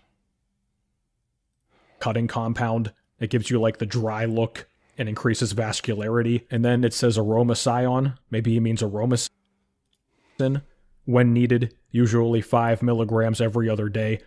I think that is an anti-estrogen or aromatase inhibitor for 16 weeks. The test is going to be your binding compound and is the most androgenic roid you can get without getting RAPED with size, not anabolic, androgenic. If you don't know, androgenic means producing male. Testosterone is not the most androgenic compound you can use. Something like halotestin is highly androgenic and low anabolic. What's it called? Trenbolone also is more androgenic than testosterone. There's a number of compounds that are more androgenic. Superdrol and Anadrol, pretty sure, also more androgenic. I don't know where the fuck this idiot is getting the idea that testosterone is not anabolic. Like, what in the fuck? Like characteristics. I love testosterone. The problem is you don't feel like your wrong form of your on roids until like week 4-ish. Well, yeah, if you're using a longer ester, especially, then you... I was taking testosterone cypionate, which is a fairly long ester. Literally the first time I injected, I felt different. And then by day 4, I was really feeling it. You start feeling good. The Masteron keeps your E2, that's estrogen, levels down, so you don't get gyno. And Masteron typically does not lower your E2. There's like an interesting weird chemistry thing with Masteron. At least when you're taking the enanthate ester.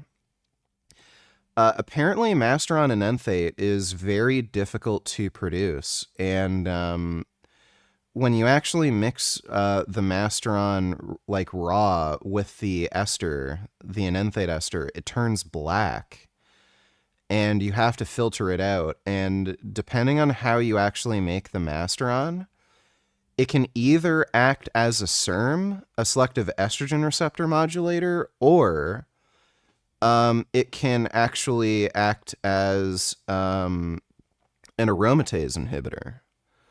So even though it's literally the same, molecule, depending on how it's made, it actually acts differently in your body. So some people, when they take Masteron, it actually lowers their E2 levels, and then some other people, when they take Masteron, it doesn't lower their E2 levels, but it acts as a SERM. And apparently it just depends on how it's made exactly. And also is a good DHT, so it keeps you looking drier, like I mentioned. It could make you bald if you have the gene, though. Yes, you notice a lot of bodybuilders go bald really quickly. Many of them, if they're genetically predisposed, if they push things like Masteron, and I think Primobolan's the other one, they're very popular because it's not a lot of side effects except the hair loss. If you push those really hard, guys will lose their hair very quickly. I took test at 16, so it def gave me bone growth and causes me to look older than other kids my age. I gained about 20 pounds of lean tissue from this stack over 4 months. Based on what we saw in that previous video, a lot of that's probably water weight. I felt incredible and had great sex drive and no side effects. After the cycle, you have to PCT with Novodex and enclomiphene, ideally tapering your dose down for the weeks following end of cycle. This is giga important, so read. You have to wait 5 This kid is a fucktard. half-lives before taking post-psychotherapy drugs for the roids to clear your system. For Test D, it's a 5-day half-life, so don't start PCT for 25 days. Like you guys just saw my previous video about the whole natty or not thing. Like, dude, general teenage kids know how to get this out of their system. They know the times and the half-lives. You guys think that professional so-called natural bodybuilders don't know how to do this? And pro athletes don't know how to do this too? Wrong form of you're gonna feel shitty after your cycle, but if you have a good protocol after, you will retain 60 to 75% of your gains. The cycle will run you $600 to $700.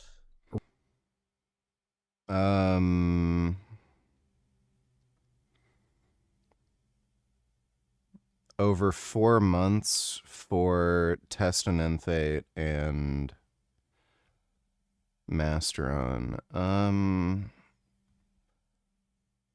Yeah, that's about right. Really? Now, this is him before roiding, as he calls it. 175 to 180 pounds here.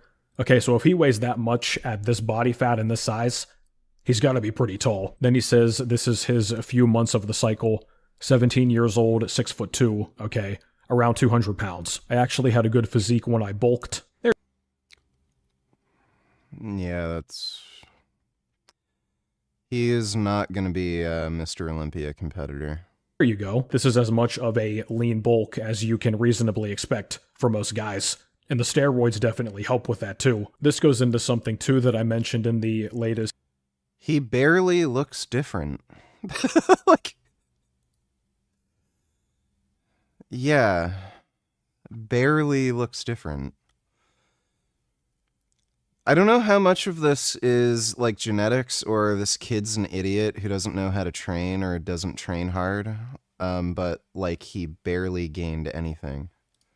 There you go. This is as much of a lean bulk as you can reasonably. You can see here, this kid says, is this safe to take as a teen?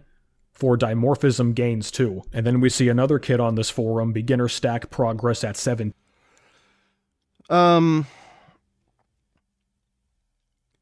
It is kind of weird how the way he worded it, saying, I've never taken Masteron. Like, the assumption would be he's never taken anything because, like, as far as I knew, he was natural. So I don't know. Yeah, it may have just been a weird way of wording things, but I'd be very surprised if this guy was on anything. Because, like, he's small. At all. And he's not strong. He was really struggling to bench 315, and when he finally did, it was a fucking grinder. Like, that move's slow. He didn't have much power output at all. Like he looks like he has a good physique and everything. Like, I'm not going to take that away from him, but he's pretty small. I just wouldn't expect, like, a guy that small to be on anything. But, like, everyone has a different response to drugs, right? Like, Cassidy Campbell, I think he was taking, like, I talked to him about this. I think I was one of the first people he admitted to. He told me not to tell anybody at first, but he was trying out an Anavar cycle at first. And then I think he ended up experimenting with Trenbolone as well. And he ended up taking some fairly high doses. He was on like Test Tren and I think some kind of oral. It might have still been Anavar. He didn't grow much, and he was smaller than Revival Fitness. So maybe, like, who knows? He may have experimented with drugs in the past or whatever, but I'd be really surprised if this guy was on gear. Like, he's just small and has, like, not much strength. Like, again, the guy just struggled to get to a 315 bench. Like, here's him lifting 315. Like, I was able to bench 315 naturally pretty easily. The thing that was, like, preventing me from doing it before was primarily the depression, but when I was just consistent in the gym, and I had a decent routine, like, all I really had to do was show up to the gym, and I just got 315 pretty easily. Symptoms. I was still waking up with morning wood. I was training kickboxing twice a day. And one positive thing I saw of coming off for a few months was that within about a week, my health stats on my Aura Ring, like this health tracker, all shot up. My resting heart rate dropped down, which is a really good sign of athleticism and cardio and a healthy heart. My HRV shot up, which meant, okay, I was recovering more. My sleep was better. So everything was like going up. And I was like, okay, this is really great for the season of life. Kid Boot only tellers, if only this existed when my black ass was in school. It sounds like it was written by ChatGPT. The detectors are going crazy. I'm getting emails, warnings, headaches. If you're gonna use it, fine, but at least run it through lunch break AI. Make it sound... No. Why? Sick of it! I can tell which of you use ChatGPT. I'm gonna pass your resume to McDonald's. Oh my God. I told you the only AI allowed on this campus is Study Fetch. Ah! How did every single one of you get 100? Not one mistake. Not even a typo! You didn't even watch my lectures! Dude, you all used that Telenote thing, didn't you? Yep. Why did I even record 100 hours of lectures? You're not learning, you're parroting an algorithm! How the fuck did all of you get 100% on the canvas test? No one studies that hard! No one! Yeah, these aren't funny. Thanks for the donation, Kid Boo. That I'm in. I also stopped weightlifting here completely for about 3 months because I was only focused on kickboxing. I had this fight coming up. And so I lost more muscle mass than you normally would than if you just like stopped taking testosterone but you kept on training. So I lost considerable size until my kickboxing fights. And then after that, I started injecting testosterone again and I started weightlifting again. And so here's my personal thoughts on this experiment. It's been extremely enjoyable to do. Like, I wanted to experience what it was like taking testosterone for about 5 years before I started this, but I really forced myself to improve my levels naturally first. I had a couple of my own followers ask me if they can still take my testosterone advice, like, you know, the testosterone videos I made like back in the day. And I said, yeah, of course. Like I started taking testosterone at the start of... What do you mean testosterone advice from back in the day? You made a video a month ago. Like, this guy's a fake natty liar. Of last year, 2024. But before that, I was completely natural. So any progress I made in my testosterone and the physique that I built before this point, that was all natural, and you can learn those lessons. I think I've made like one testosterone video recently, but that was a remake of an old video where I gave the same advice as when I was natural anyway. Even though this is like a bit of a weird area and people's values clash, some people are like adamantly against trying things like this and other people think it's fine. My own personal values is that I've always wanted to do experiments like this, and I genuinely have zero regret. It's been like an amazing experience. I'm glad that I took my time and I did years of research, and when I actually decided to do this, I did it very safely with a ton of research. So this means that as of the start of 2024, I'm no longer natural, and I'm actually completely okay with that. Because for me, my own personal values, this concept of like, are you natty or not? I've never really given a shit about it, because for me, I optimize for just the way that I feel like day to day. And I've just wanted to run experiments like this to just feel like superhuman. And so I'm happy with this decision. And this is why I'm going to continue this pathway of like my superhuman body protocol. I won't speak about these kinds of things so much on this main channel because most of the Sniffing Lime Donatillers, lol, I love that he was reacting to Clavicular's forum cycle thread. Clav is 20, has been juicing since 14, looks natty. I look bigger than him naturally. I'm the same height as him, 6'2", skip to 24, 40. Alright guys, we're at the mall with... Yeah, Clav is a fucking retard. Like, he admittedly doesn't train hard and he doesn't like exercising. He's also an alcoholic. The guy's a straight up alcoholic. So I think it's a combination of things. Him not training hard, not eating well, drinking. I've seen some of his older videos too, where he was talking about the steroids he was on. He was doing like fucking Deca only or Tren only cycles because he was an idiot and he didn't know how to source steroids properly. So I think he's still a dumb fuck. Cream over to get a little bit of coverage and fix that phthalo.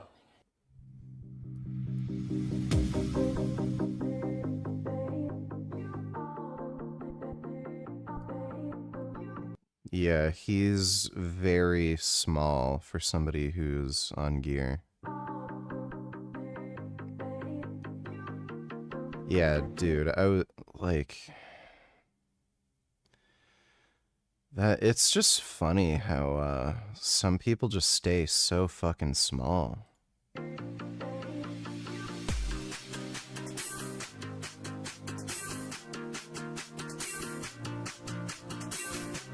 Yeah, he does have a little bit of gyno on his left nipple.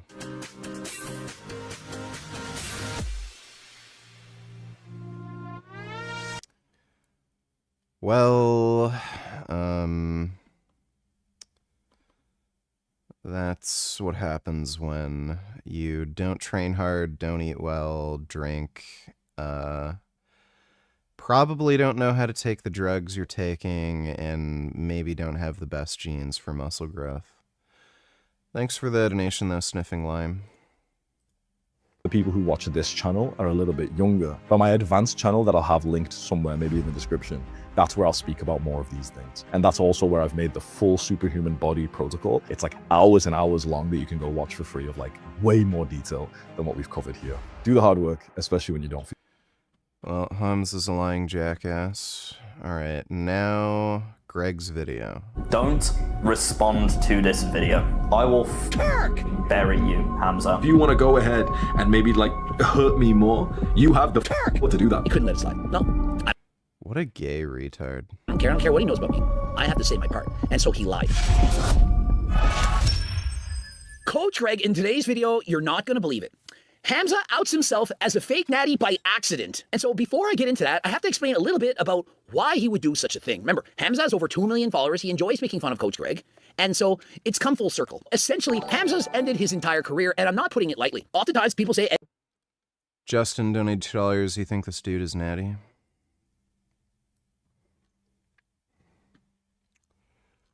Oh, him?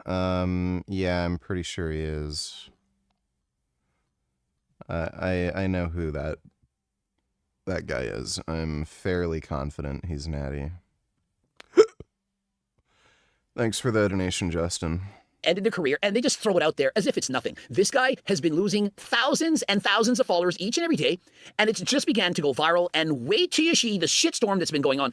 Let me just read a few comments on his former videographer, his best friend. They're going toe-to-toe, explaining everything that they did wrong to each other. And I have to admit, this guy makes Jeff Nippard look like an angel. And that's saying something. I mean, when he makes a video and throws his friend under the bus and says, you know what, I'm going to relieve some secrets. When I met him, he wanted to end himself. He didn't want to be with us. But after a couple weeks with me, he was so swell, and I helped him, and I allowed him to do this, and I gave him a chance, and I'm Adonis, he's just a Jeffrey. What makes you think that you're so special? Bro is a manipulative asshole, and trust me, I don't say these things lightly. Release the Hamza files. Kendrick versus Drake at home. Huge day for the unemployed 2.1 beta. Every comment is going harder than last time. This video, there's something nefarious about Hamza Ahmed. It's similar to a Solomon video where he took out both of the Trend Towers. Jeff Nippard. This man worked his ass off as his editor, as his videographer. The man behind the scenes who helped him to grow millions of followers. And while he was with him, he was growing about 200,000 followers per month. He was doing...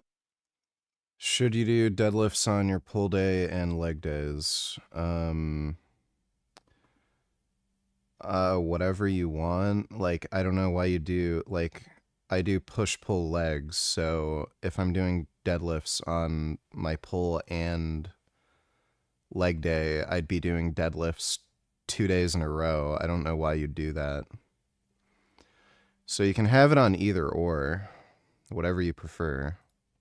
amazingly well, but Hamza just had to let him go. So jealous, had to be the superstar, couldn't let anyone work well with him. The jealousy, the control, the lying. Let's get right into it. I met my friend Sam in the COVID lockdown in December 2020. I actually hired him to be my video editor for this channel. He wears that stupid robe all the time with the hood on or the white shirt, and he acts like he's better than everyone. Oh, this is how you should live your life. This is how you should grow. This is how you put on muscle. He's a freaking fake natty, and he outed himself. It's the best freaking part. If you watch this video, you automatically hate Hamza. Automatically. This entire video he made was just in reaction to the text that I wrote. Just this title is insulting enough. Imagine your old best friend says that about you. Hamza Ahmed is a narcissistic, disingenuous man-child. That's the title of his friend's video. He's telling you the behind the scenes a little bit and said, you know what? Hamza, if you're watching this video, don't respond to this video. I will bury you, Hamza. It's just like when Jeff Nippod started talking smack about Solomon. Solomon said, really, you ain't seen nothing yet. And so he brought the Nipstein files. If you want to bury me, if you want to go and expose every bit of my private details, bro, honestly, you could destroy my life. Go ahead. Hamza, who has over 2 million followers, he couldn't let it slide. No, I don't care. I don't care what he knows about me. I have to say my part. And so he lied. Lied about so many things in this video. And so Sam made a response video over an hour long. And so unless you've watched all this, I don't have the time to go over all of it. It'd be a 2-hour Netflix documentary.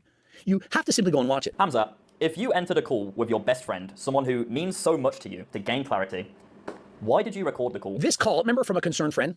He recorded it. Oh, I want to talk to you. You know, we used to be best friends. Let's get on a call. I really want to help you. Records the call. If you just really care about your friend, are you going to record that call and take snippets of it and then put it in your video to attack that person? That's Hamza. It was an attack on my reputation, not because he gave his own opinion about cold showers that he's entitled to do, but that he knew that people would think about me when he was saying, you've been sold lies about self-improvement. He has been sold a lie on self-improvement. This guy, who's essentially his channel is to tell you that you're a loser and that you need to stop wanking, that you need to stop watching the corn on TV, and you need to go to the gym every single day and meditate and to put the fork down and train hard because you're not a Chad. This man, how did he do it? Testosterone. He doesn't mention the fact that he's on testosterone. And not only that, you're thinking, oh, but does he really need to talk about it? He literally made a video on testosterone a month ago. It didn't mention anything. Said, oh, my testosterone levels when I was younger, they were in the 400s. But then I meditated and I thought positively. I thought, you know what? I do have high testosterone. And it got it up into the 700s. He doesn't mention that it's actually at 1500 and that it's from taking steroids. Now, he calls it HRT, TRT. Testosterone replacement therapy. I'm on 140 milligrams a week, and I've posted my blood work a number of times, and I'm in the 700s, sometimes in the 800s. And so do I look like I'm not benefiting from HRT? Greg is either not on 1400 milligrams per week, or the gear he's getting from his TRT clinic is underdosed. There's no fucking way in hell his testosterone's at 700. No fucking chance. The only explanation is he's only injecting once a week, and then when he gets his blood test, he's getting it tested at the end of the week or something. There's no fucking chance it's that low if he's taking 140 a week. I mean, we've seen the biceps. I'm 50. I ride bikes every single day. I lift weights twice a week. His testosterone levels are double mine. And so when you look at Hamza, you're thinking, hey, probably natural. She's not that impressive. And so there lies the point. In secret, he uses testosterone, lies about it, says he got higher levels of testosterone from working out and not wasting his life, from being sober, from not doing recreational things like sniffing creatine and so on, but he omits the truth. It would be equivalent to if I said, you know what, guys, all of the muscle that I have on my body, it's only from Turk Builder Max and Turk Latin. What would you then think? You would say, well, aren't you on HRT? And so imagine, he's been lying about this, never talked about it until now because his friend, he said, I'll expose everything. Sam hasn't been consistent in even exercise for the last few years. Not meditation, not cold showers, not reading, not gratitude journaling. And so heavens forbid, he hasn't been journaling and taking cold showers, exercising and reading and meditating. And so he hasn't been listening to big old Hamza, the Adonis, everyone's favorite mad, the Chad, the one that all girls want to be with and men want to emulate. And so what else are we going to say about your former best friend? This is the worst thing I'm going to say, but his physique shows it as well. Last I checked, he is not on testosterone. He's not on steroids, and you are, which gives you a significant advantage. And so let's see your physique without the steroids. Have you been perfect? You admitted that you don't always lock in. You haven't meditated every day of your life, trained every single day, eaten healthy all the time. What makes you so special that you can make fun of your former best friend for what? For views? For attention? Because you needed to be one step above him? I can forgive Sam because I genuinely still, you can see it in my fucking face, I genuinely still have so much love for him. If this is the kind of love that somebody can have for me, then I'll choose hate. I love this guy so much. Really, yeah, okay, sure. What a toxic relationship. If you want to go ahead and maybe like hurt me more, you have the to do that. And so without even watching the entirety of that video, Hamza posts this. Please don't comment on other videos and posts because I told my team to only allow comments on this post so we can have the conversation in a place instead of fragmented comments everywhere distracting people who just want to watch normal videos. Translation, I'm going to delete all your comments unless they're right here because this is a place where hardly anyone is going to look. It's not going to be on my videos and I don't want everyone to find out. And so just like Mike Israetel, whose team is deleting the comments that are posted on his wall right now, you can go check it out. I was talking with John Bravo. We're making videos on this stuff. Hamza's doing the same thing. He's admitting it. He's saying, hey, we're not allowing those comments. You can only do it here. And so why do you think that is? If only 5% of an audience goes to a certain place and that's the only place you're allowed comments, well, that keeps 95% of the people in the dark because he doesn't want everyone to know about this. Hamza made the same mistake and others have and others will continue to have. They think they're above everything, that no one could possibly cancel them. And so he knows every single comment is going to be about the drama. The fact that he's a fake natty, that he's on testosterone, that he's a liar. And so what does he do? Well, he tries to hide it. The same like Mike Israetel. Notice Mike has never addressed anything on his channel. I've always told you I'm not perfect. I'm the Jeffrey in all the videos. It's funny because he makes it look like everyone else is. I'm the Adonis. The Chad. My former friends like Sam, he's a Jeffrey. He's a loser. He can't even meditate every day or journal right. You really think meditating and journaling is going to be the secret to all your answers and prayers? That it's suddenly going to turn you into a jacked man? Look at their most popular videos and it's always the Hamza hate videos. Maybe there's a reason for that. Did you think that? Like, why would people like Hamza hate videos if there wasn't a reason to hate them? Like, imagine if we did Will Tennyson hate videos. You think people would like that? Because he doesn't do or say things that create the hate. It's just business for them. That's why many of us don't even take these drama videos serious anymore. Many of us don't take the drama videos serious, but yet those are the most popular. The Hamza hate videos are the ones that are getting the most views. Is there maybe a correlation? What? I'm not on steroids. Saw people commenting that he said this, but I didn't see where in his video. He knows the truth as well, but if he said I was on steroids, he was just trying to make it more dramatic. And so he basically says he knows I'm on steroids, but if he said I'm on steroids, then he's a liar because I'm not on steroids. I'm on TRT, testosterone replacement therapy. Testosterone is a steroid. If you're on testosterone, you're on steroids. And if you're taking abusive levels of testosterone, aka your testosterone levels are through the roof, you're way above the normal physiological range, which he states is somewhere between 250 and 1,000. Hardly anyone is actually that high, but it's possible. But if your body normally is in the 400s, and then when you do everything perfectly, you're in the 700s, and suddenly with testosterone, you're 1,500, you're on abusive doses. You're on... Why would that be considered an abusive dose? Like, by the way, there are people who naturally have testosterone in the 5,000s. Who is that guy with the laser beam kid?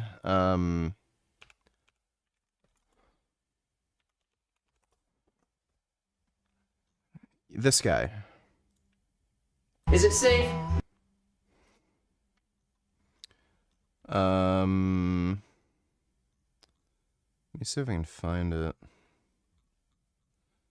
I don't know if he posted it to this channel or if it's a separate channel, like a second one. Yeah. Hey guys, it's Drake here. This can be kind of weird for me just because This guy, believe it or not, has testosterone over 5,000. because I never really talk about personal stuff on this channel, but some things have come up and I figure I might as well just fill you in on what's going on. And this isn't even an exaggeration. Well, you can imagine my surprise when my testosterone levels came in completely off the charts. And this isn't even an exaggeration. No, like I hit the instrument limit. Oh, sorry. No. Okay. His value is over 1,500. So the lab that he was getting his test done, it only goes up to 1,500. So it was over 1,500. He didn't know exactly how high it was here. I might be misremembering this, but he might have made another video where he got another test done and it was like over 5,000 or something.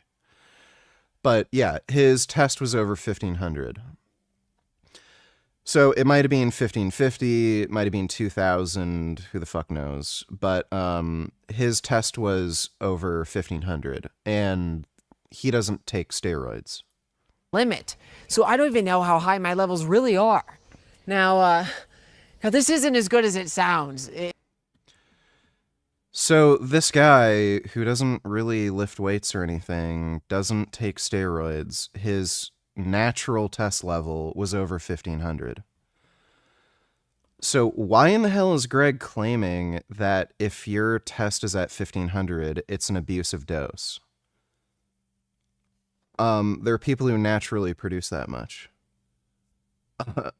On top of that, how are we defining abuse? Like, if something's abusive, you'd expect it to negatively impact your mental health, your physical health, and, like, presumably you're also not getting any kind of, like, benefit out of it. So you're just abusing a drug for no real purpose. Like, you just have a psychological problem, kind of like if you're a heroin addict or something.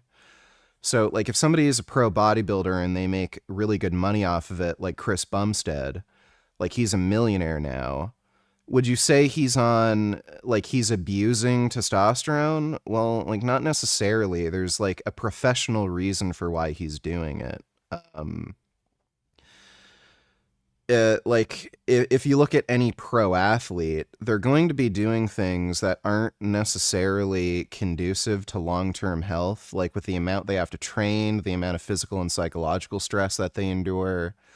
Are they abusing themselves? Like, not really. They're doing it for a reason. Like, there's, like, some goal-oriented reason for why they're doing that. So I wouldn't necessarily consider it abuse just because it's not something that's conducive to long-term health necessarily, but you don't define abuse by just arbitrarily setting some limit on, like, a test paper. Oh, your test is at 1500, you're on abusive doses. Like, no, like, you have to prove that there's some sort of negative consequence to it. So if your cholesterol is fine, your blood pressure's fine, your organ function's fine, your mental health is fine, you don't have any side effects, why would that be considered an abusive dose? Greg is just a fucking dumbass. Like, this is just all horseshit, by the way. Like, Greg knows this. Even back when he was natural, he knew a fair bit about steroids because he was interested in taking them for a while and he was doing his own research. He knows he's full of shit. The reason he's promoting this nonsense that if your testosterone's at 1500, you're abusing steroids, it's because he wants to sell his fucking Turk builder crap. He's just promoting misinformation about steroids to push people into buying his dumbass fucking supplements. He did the same thing with me when he did the video talking about how I'm on steroids. He literally wouldn't show any footage, any photos, anything of me actually being on steroids. All the footage he showed was of me natural. And the reason he did that was because if he showed how I looked on steroids, he'd look fucking stupid saying I should have just taken Turk Builder. No one is building, 20 pounds of muscle in a couple months on fucking Turk Builder. There's no reason whatsoever for me to take Turk Builder. Even if it had some kind of provable benefit, I'm not building anywhere near as much muscle on Turk, like his fucking Turk supplement, as I would on fucking steroids. And again, my testosterone was at 2,220 nanograms per deciliter when I was on 30 milligrams per day of test sip. It's probably a fair bit higher now because now I'm on 350 milligrams per week, so 50 milligrams a day of test and enthate. So my test is probably like close to like around the 3,000 or more range at this point. I have had zero side effects. My cholesterol's fine. My organ function's fine. I just recently had more kidney tests done. I don't have high blood pressure. My blood pressure stayed stable at 110/70. No acne. Nothing. My hematocrit's in range. No problems whatsoever. Why would you define... Like, why would you consider it abuse when I'm getting the benefits that I want out of the drug with zero downsides, no side effects whatsoever? How is that how does that constitute abuse? So Greg's a fucking idiot. It's kind of like saying, like, everyone responds differently to drugs. Like, somebody might have to take blood pressure medication because they just naturally have high blood pressure. Even if they live a perfect lifestyle, they still just have high blood pressure. They may need very high doses of a blood pressure med. You're not going to claim, oh, well, you're abusing that drug because you need more than another person. Like, you don't just arbitrarily fucking set limits with drug doses or, like, serum concentrations of something just because it's outside the norm or most other people don't take, you know, the amount, like, the same amount of drug or anything. You define abuse by, like, level of harm and whether or not you're getting an actual benefit from the drug. It's just stupid. Dodo donated $3. Let me see. He said, I have people ended up leaving. Yeah, somebody already, I think you already sent me something about that. I don't care. Thanks for the donation, Dodo. Sniffing Lime donated $2.14. There's genetic polymorphisms relate to the esterase enzyme, the enzyme that cleaves off the ester from the testosterone molecule, that alter how much test, regardless of how much you inject. 2457. Oh, okay, well, maybe Greg's like a weird fucking outlier then, because taking 140 milligrams test per week and ending up with 700 is shocking. Like, that is ridiculously low for the amount of test he's taking. Okay, so what did they do here? So they found these guys that had a mutant form of this gene, of this esterase, the gene that coded the esterase enzyme, and then they compared what would happen after a dose of testosterone enanthate with a group of, like, normal controls who had normal copies of the gene.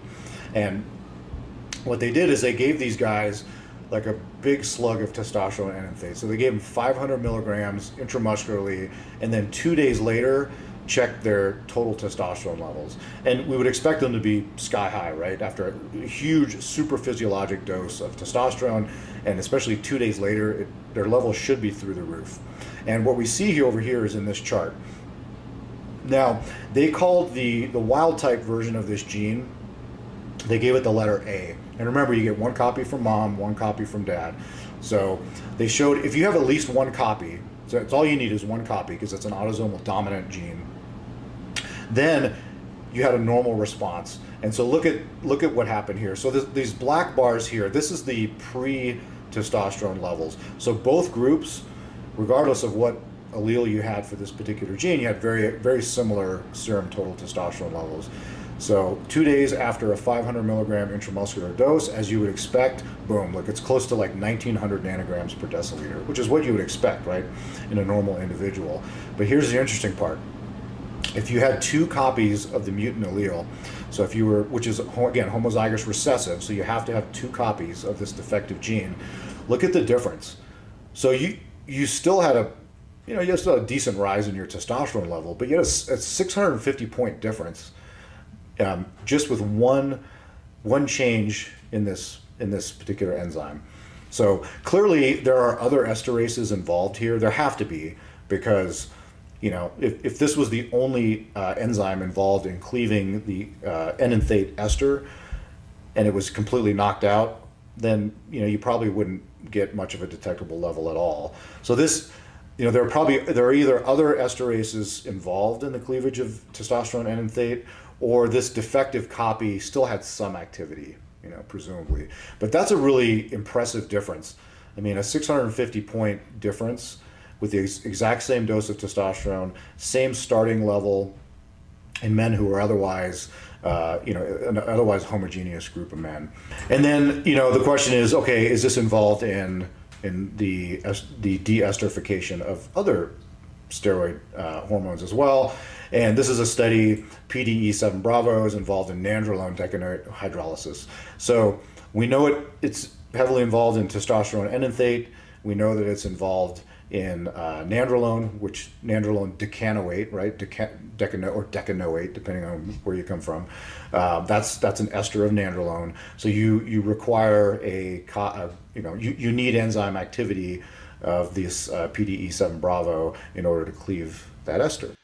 I wonder if I have a mutation in that gene because on test SIP, literally day one after I injected, I noticed like increased energy, like a feeling of like power, improvement in mood, about 30 minutes after injecting, like day one. And then by day 4, like I felt like a completely different human being.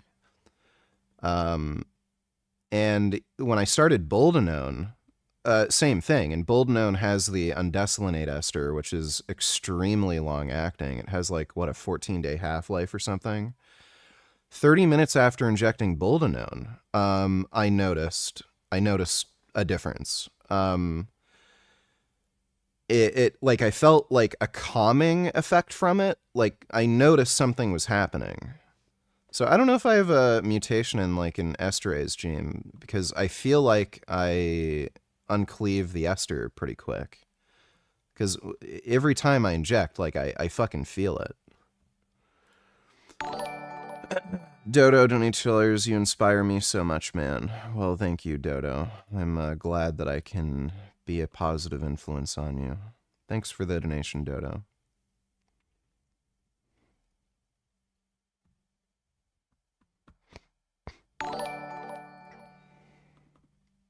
He looks bloated. Is he using PEDs? Testosterone enanthate. He doesn't look bloated. He just looks like a normal person. He is on testosterone replacement therapy. Thanks for the donation, James. Steroids, testosterone, that is not being dramatic. I'm on TRT, which is where you take your testosterone level to more like a caveman. LOL. TRT is testosterone replacement therapy. It's replacing what you should be making, and it's prescribed by a doctor. Testosterone replacement therapy is supposed to treat symptoms of hypogonadism. So it's not meant to replace what you should be making, quote unquote. It's meant to treat symptoms of hypogonadism. So if in order to treat those symptoms, it could be lack of energy, lack of motivation, poor mood, poor sleep, low libido, poor sexual function, like lower than normal physical performance.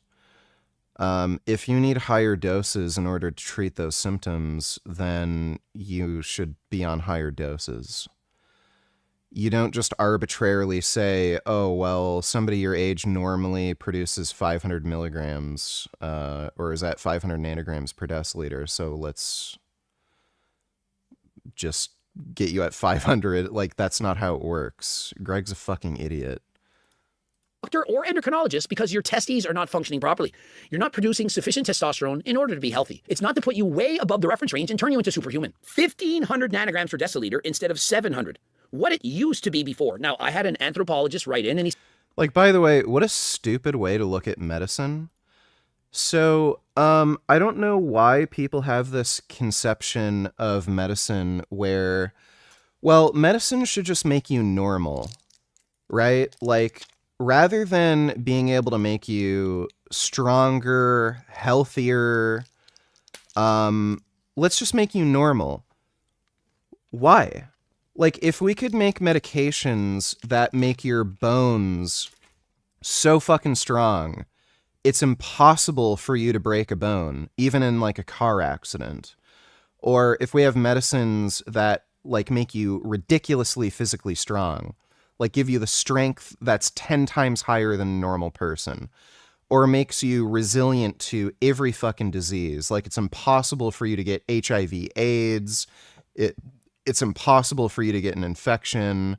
Or if, like, I'm sure in the future we'll have medications that could make you live way longer than normal, like even immortal.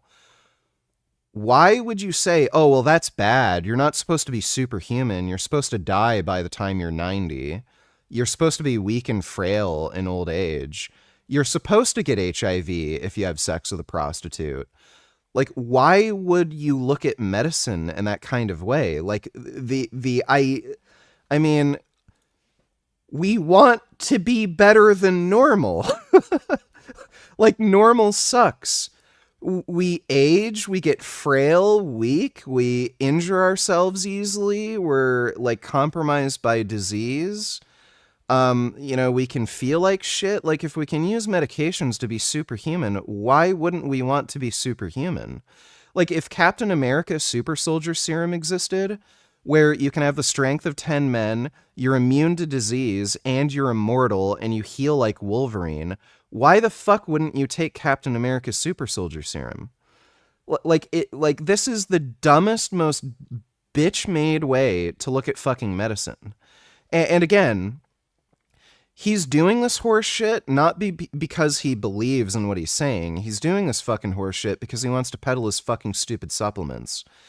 He can't make money by saying, yeah, men should be on testosterone and get all the benefits of testosterone without any of the side effects. Like, try to find a dose that works for you where you can get all the benefits without any of the downsides, where like maybe you end up getting high blood pressure issues or something.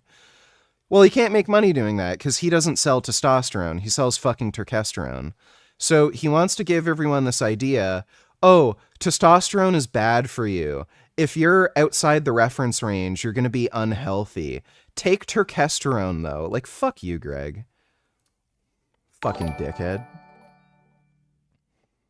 Bad news, VG Toy Story 5 is already being called woke. Just read the comments on this Instagram post, not the post itself.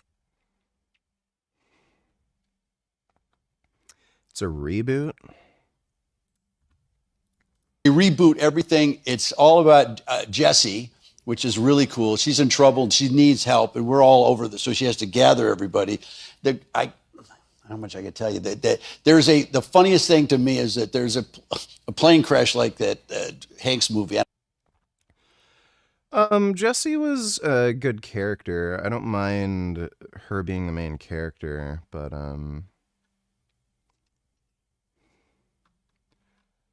yeah, whatever. Who cares?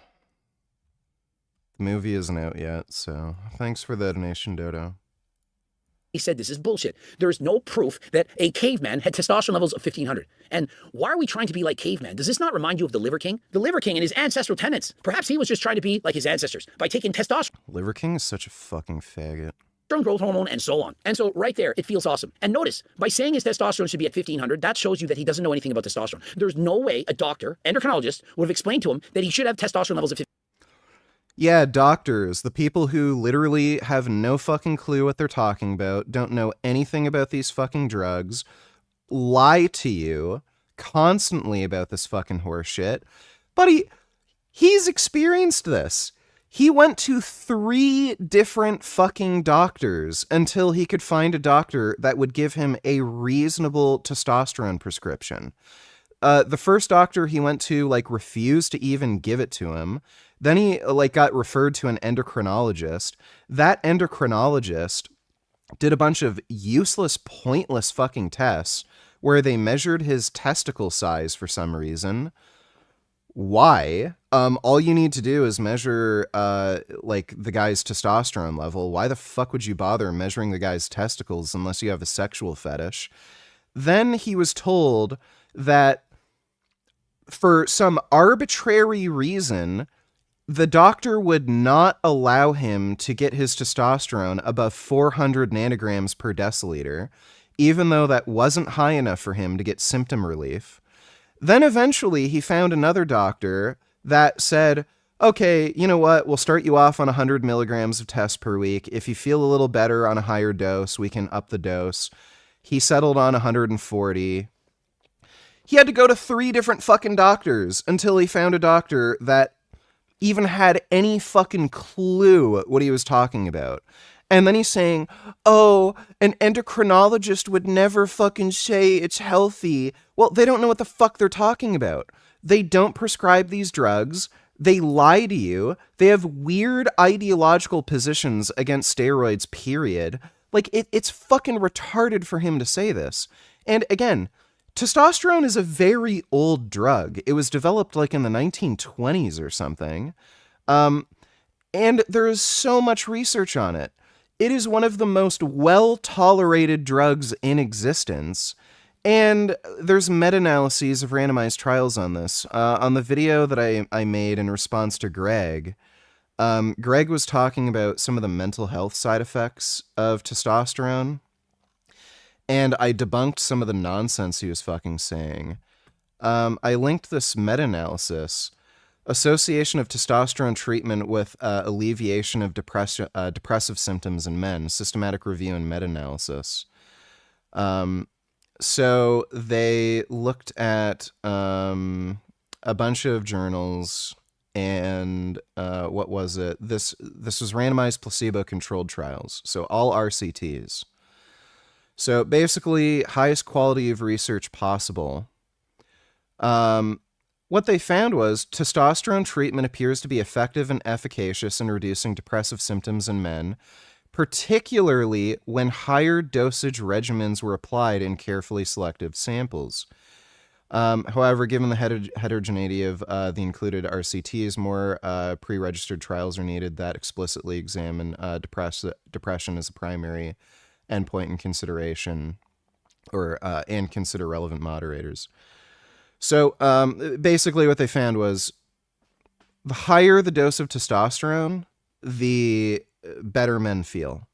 The more it's basically a linear dose response. The higher the dose of test, the better men feel. It reduces depressive symptoms and improves mood. So there was no significant difference between acceptability of testosterone treatment and placebo, which is very interesting. So even on extremely high doses, testosterone had the same level of why am I having a brain fart?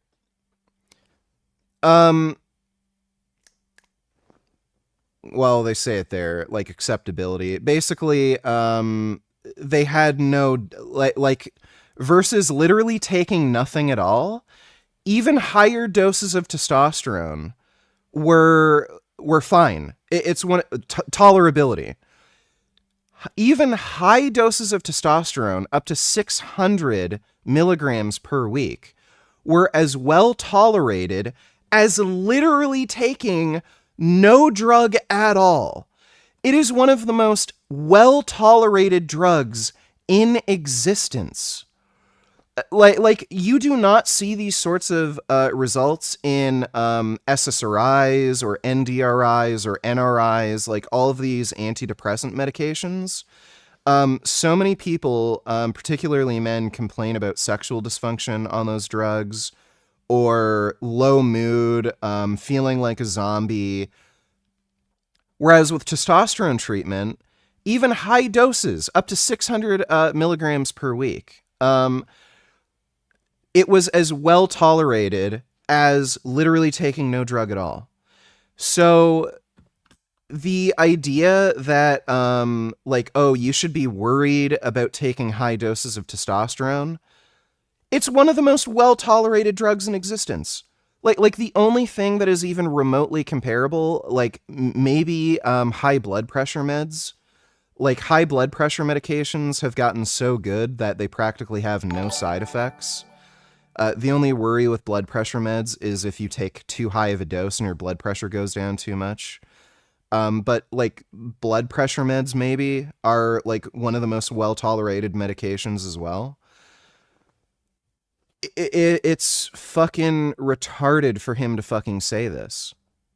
So one of the safest, most well-tolerated medications has proven efficacy for treatment of depression, low mood, has a linear dose response with mood improving effects. And on top of that, like all the other side effects with testosterone, so high blood pressure, increased hematocrit, Those are really the two ones that you really need to look out for. Testosterone generally lowers LDL as well. There's a pretty good case to be made that it's cardioprotective, and there are randomized trials indicating that men on TRT have cardioprotective benefits on testosterone. So if anything, it lowers your risk of heart disease, at least on, like moderate doses. Why would he fucking say, oh, if you're at 1500 nanograms per deciliter, that's dangerous? Well, you're full of shit and you're fucking lying. He is literally making shit up and lying so that he can sell testosterone. Fucking ridiculous for him to say this stupid horse shit. Natty Cope Destroyer donated 214. Some dudes jerk themselves off over doing things the hard way. NH says it's morally superior. That includes avoiding peptides like BPC-157 and GLP-1 agonists too. NH trains like a bitch. It's funny how he says, oh, it's noble to do things the hard way. He literally doesn't do anything the hard way. He trains like a fucking pussy. Staying natty just for the sake of it is so stupid. Modern medicine pharmacology is amazing. Yeah, buddy, if NH were to get a staph infection, is he going to deal with the staph infection the hard way? Is he going to let his skin rot away and risk going to sepsis and dying because it's natural? Or is he just going to take a medication to help himself heal and recover faster by just taking antibiotics? It's fucking retarded. The guy is just a brain-dead fucking moron. And again, it shows you that he's just not interested in lifting and, just becoming a more physically capable human being. I've made this analogy before. If you're into mountain biking, you might start off with, a shittier bike that doesn't have full suspension, because you're not going to invest all the money right away in a sport that you're not sure if you really enjoy. But once you're actually interested in mountain biking and you're okay, I like this, I want to invest in it, you're going to get a better full suspension mountain bike so you can hit the harder trails, go through really chunky terrain, soak up bigger jumps. It's the same thing with steroids and peptides. If you're genuinely interested in strength training and getting stronger and you really want to invest in athletics, you start taking steroids or at least some peptides like growth hormone or BPC and shit. So NH just isn't interested in training, period. And you can see the way he trains. He trains like a fucking pussy. He doesn't work hard. And there's a lot of other indications that he doesn't train hard. He's talked about never taking deload weeks. Somebody who never has to deload, they're not working hard. They're just not. So the guy trains like a fucking pussy. He doesn't make any progress. He's not that strong. And then he talks about doing things the hard way. Yeah, sure, buddy. You're just a fucking pussy who's afraid of needles. Thanks for the donation, Natty Cope Destroyer. MTeek donated $2. Help. I liked one post. Now my whole feed is this cancer. Oh, I like these Bob Ross AI videos. Hi there, welcome back. I'm so glad you could join me today. You're going to need a lot of paint if you're joining us today, because we're going to be painting your fat-ass mother, and that bitch is going to take up the whole canvas. Let's get started. Yeah, I like the Bob Ross AI. Good evening, people of Jamaica. Destiny is a girl's name. Did you know Destiny was a girl's name? What the fuck? He has a name that is commonly used by black female strippers. It is a woman's name. He is a beta male that has a girl's name. Oh, did I tell you that Destiny is a woman name? Yes, you told me that. Thanks for the donation, Ben Boy. Hurricane Melissa come fast and it come wicked. The wind and the rain, them a go and mash up the place if we're not careful. Me I beg every citizen, secure your yard, find solid shelter, stock up on... I'm so sick of hearing about this fucking hurricane in Jamaica. Oh my fucking god, my YouTube feed was just loaded with that horse shit. President Trump incited an erection. Yeah, thanks for the donation, MT. 1,500. Because I know that I have so many guys who might start taking it after hearing me hype it up. Wow, the virtue signaling. I'm such a good guy.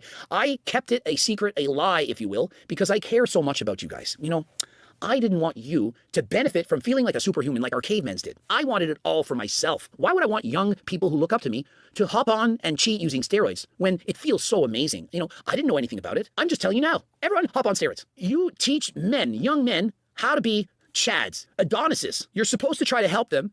And so what do? You keep all the good secrets to yourself. Testosterone, oh, it helps me. I feel so good. But for you guys go meditate and sleep and medicate again. You get to select which things that they should do, and you choose to put exogenous testosterone into your body and keep it secret and sell programs. Yay. I wanted to wait until I've been on it for I cruise on 500, donated $2, exactly why I hopped on. I built a dope physique naturally, wanted to take it to the next level, started with injectable L-carnitine, Cialis peptides, then eventually got on test. Love to see you debate, NH. He's insufferable, dude. Ugh. NH would never debate me. I think I challenged him to a debate a while ago. It might have had something to do with veganism. And he never responded. There was another thing too. Apparently he makes response videos to like anybody who makes a video about him. He mentioned me in passing in some video he made, and I don't think he was following my channel very closely, but he said that I was weak and I don't train hard, and I don't think he realized how much strength I gained, and I made a response video to him where I literally showed, buddy, like my lifts are 100 pounds more than yours. And he never made a response back, and apparently he normally does that sort of shit. So I don't think he has any interest in engaging with me at all, because he knows he's fucking stupid and full of shit. Thanks for the donation, though. I cruise on 500. Destiny has a woman's name, and she sings like a beautiful angel. Maybe it's too cold to fall asleep. Or maybe you're restless from the secrets that you keep. Or maybe it's love. Yeah, I remember that. Thanks for the donation, Ben Boy. I'm 40 years old, 5 feet 8 inches, 270 pounds, struggling to lose weight. Should I wait to get lean before I get on gear? Will test/GH help me lose weight? I would recommend losing weight before you get on testosterone. The reason is if you have excess body fat, you're going to aromatize more, and that's where most of the side effects from testosterone come from aromatization. So I would try to get down to a healthy body fat first. Testosterone and growth hormone will help you lose weight. It does help with especially getting rid of visceral fat. Growth hormone isn't like an amazing fat burner. I would say it probably helps you lose body fat like maybe 10% faster.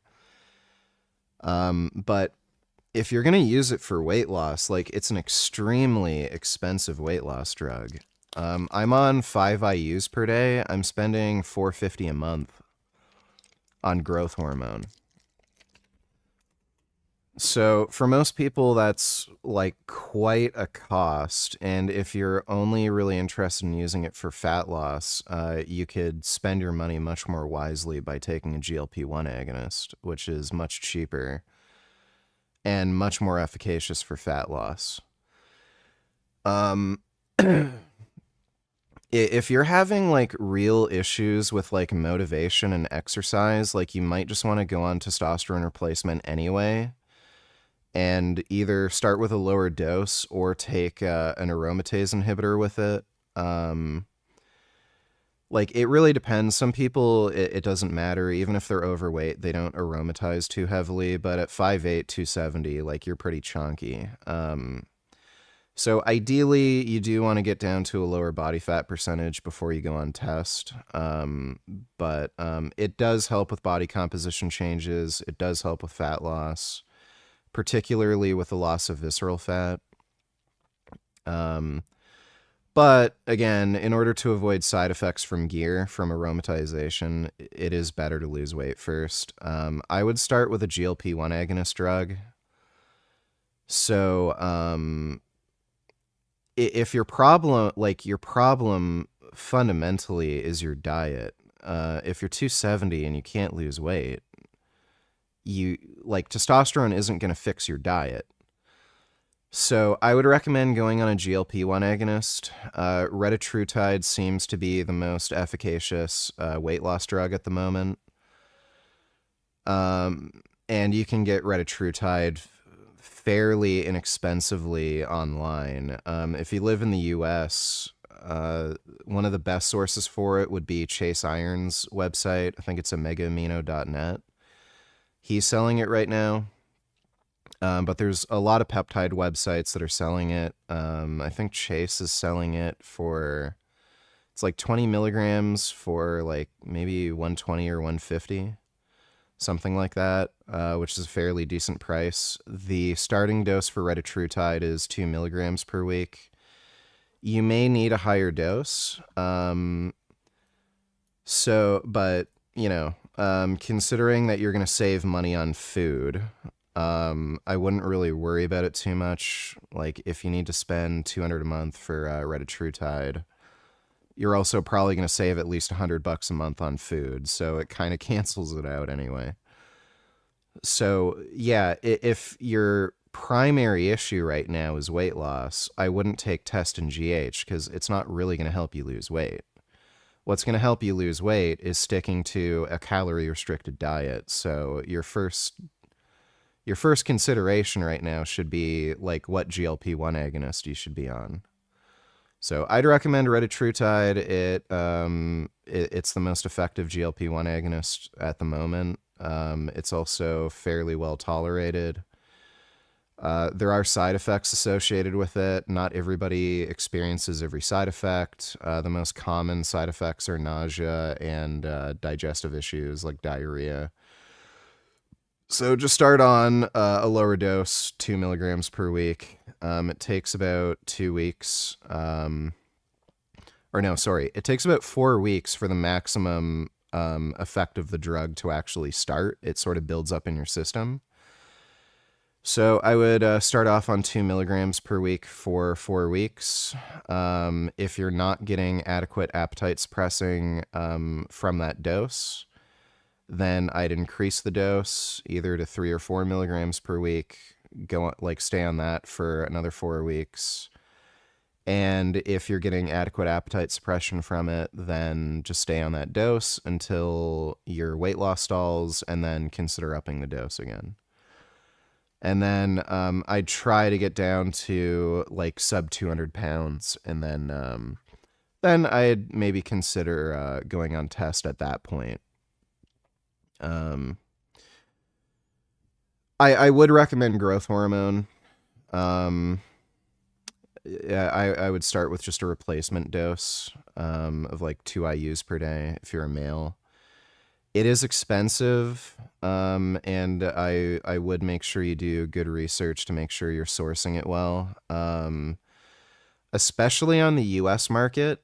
Apparently some of the stuff that's coming from China is not being made particularly well. And some people are reporting kidney damage. So I would make sure I get regular blood work and test kidney function, get your cystatin C tested. If your cystatin C values are going up while you're on growth hormone, I'd stop taking it because you're getting it from a bad source. The stuff I've been taking, I haven't been getting any kidney issues, but I've seen some anecdotal reports of people getting black market GH from China, in the US in particular, and they're having some kidney issues from it. But yeah, I'd start on a GLP-1 agonist drug. Test and GH isn't really going to help you lose weight. You need to get control of your diet. Thanks for the donation, though, Black Blaha. Hope that helps.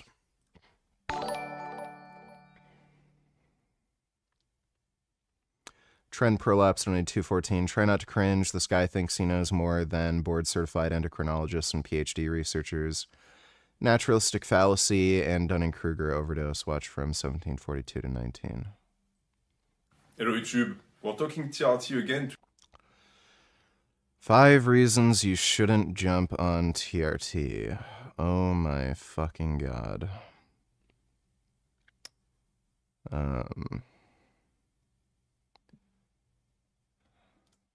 What are these timestamps?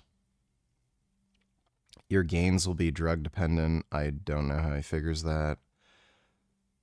Aggressate medendo. I don't know what the fuck that is. Don't cut off your balls to spite your dick. I don't know what the fuck that means.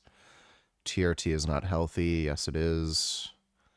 Imagine depending on a needle. Imagine depending on all sorts of things. Imagine depending on... Like, there's so many things you depend on. You depend on electricity, you depend on the government and all these regulatory agencies to control energy, the water you get, the food supply. There's an extremely complicated worldwide network of trade that you rely on for literally everyday products that are necessary. We rely on modern medicine. If you ever get an infection, well, you got to go to the hospital and you got to get like prescribed. You rely on all sorts of things. What is the issue with relying on testosterone? Like, it's just stupid. Everything he says is fucking stupid.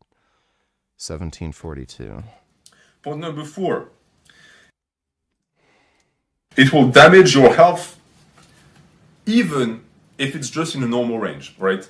That is not true. There's no evidence to support that. Men on testosterone replacement therapy live longer than men not on testosterone replacement therapy. Big thing, I know some people don't agree with that. It's an exogenous hormone. It's coming from outside of the body. That does not make it unhealthy. Show the research. Does not have the property to exactly replicate what your normal production would be. It doesn't have to. The claim you're making is that it's unhealthy, so you're going to have to show research from randomized trials.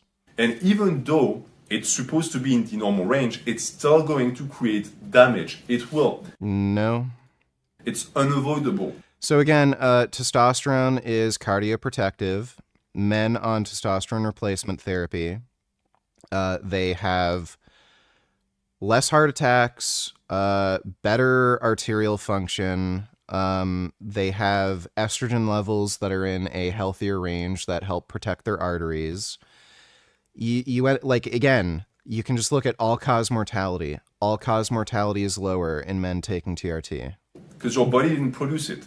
So be extremely careful with that. People who tell you that TRT is healthy, they're lying. Don't.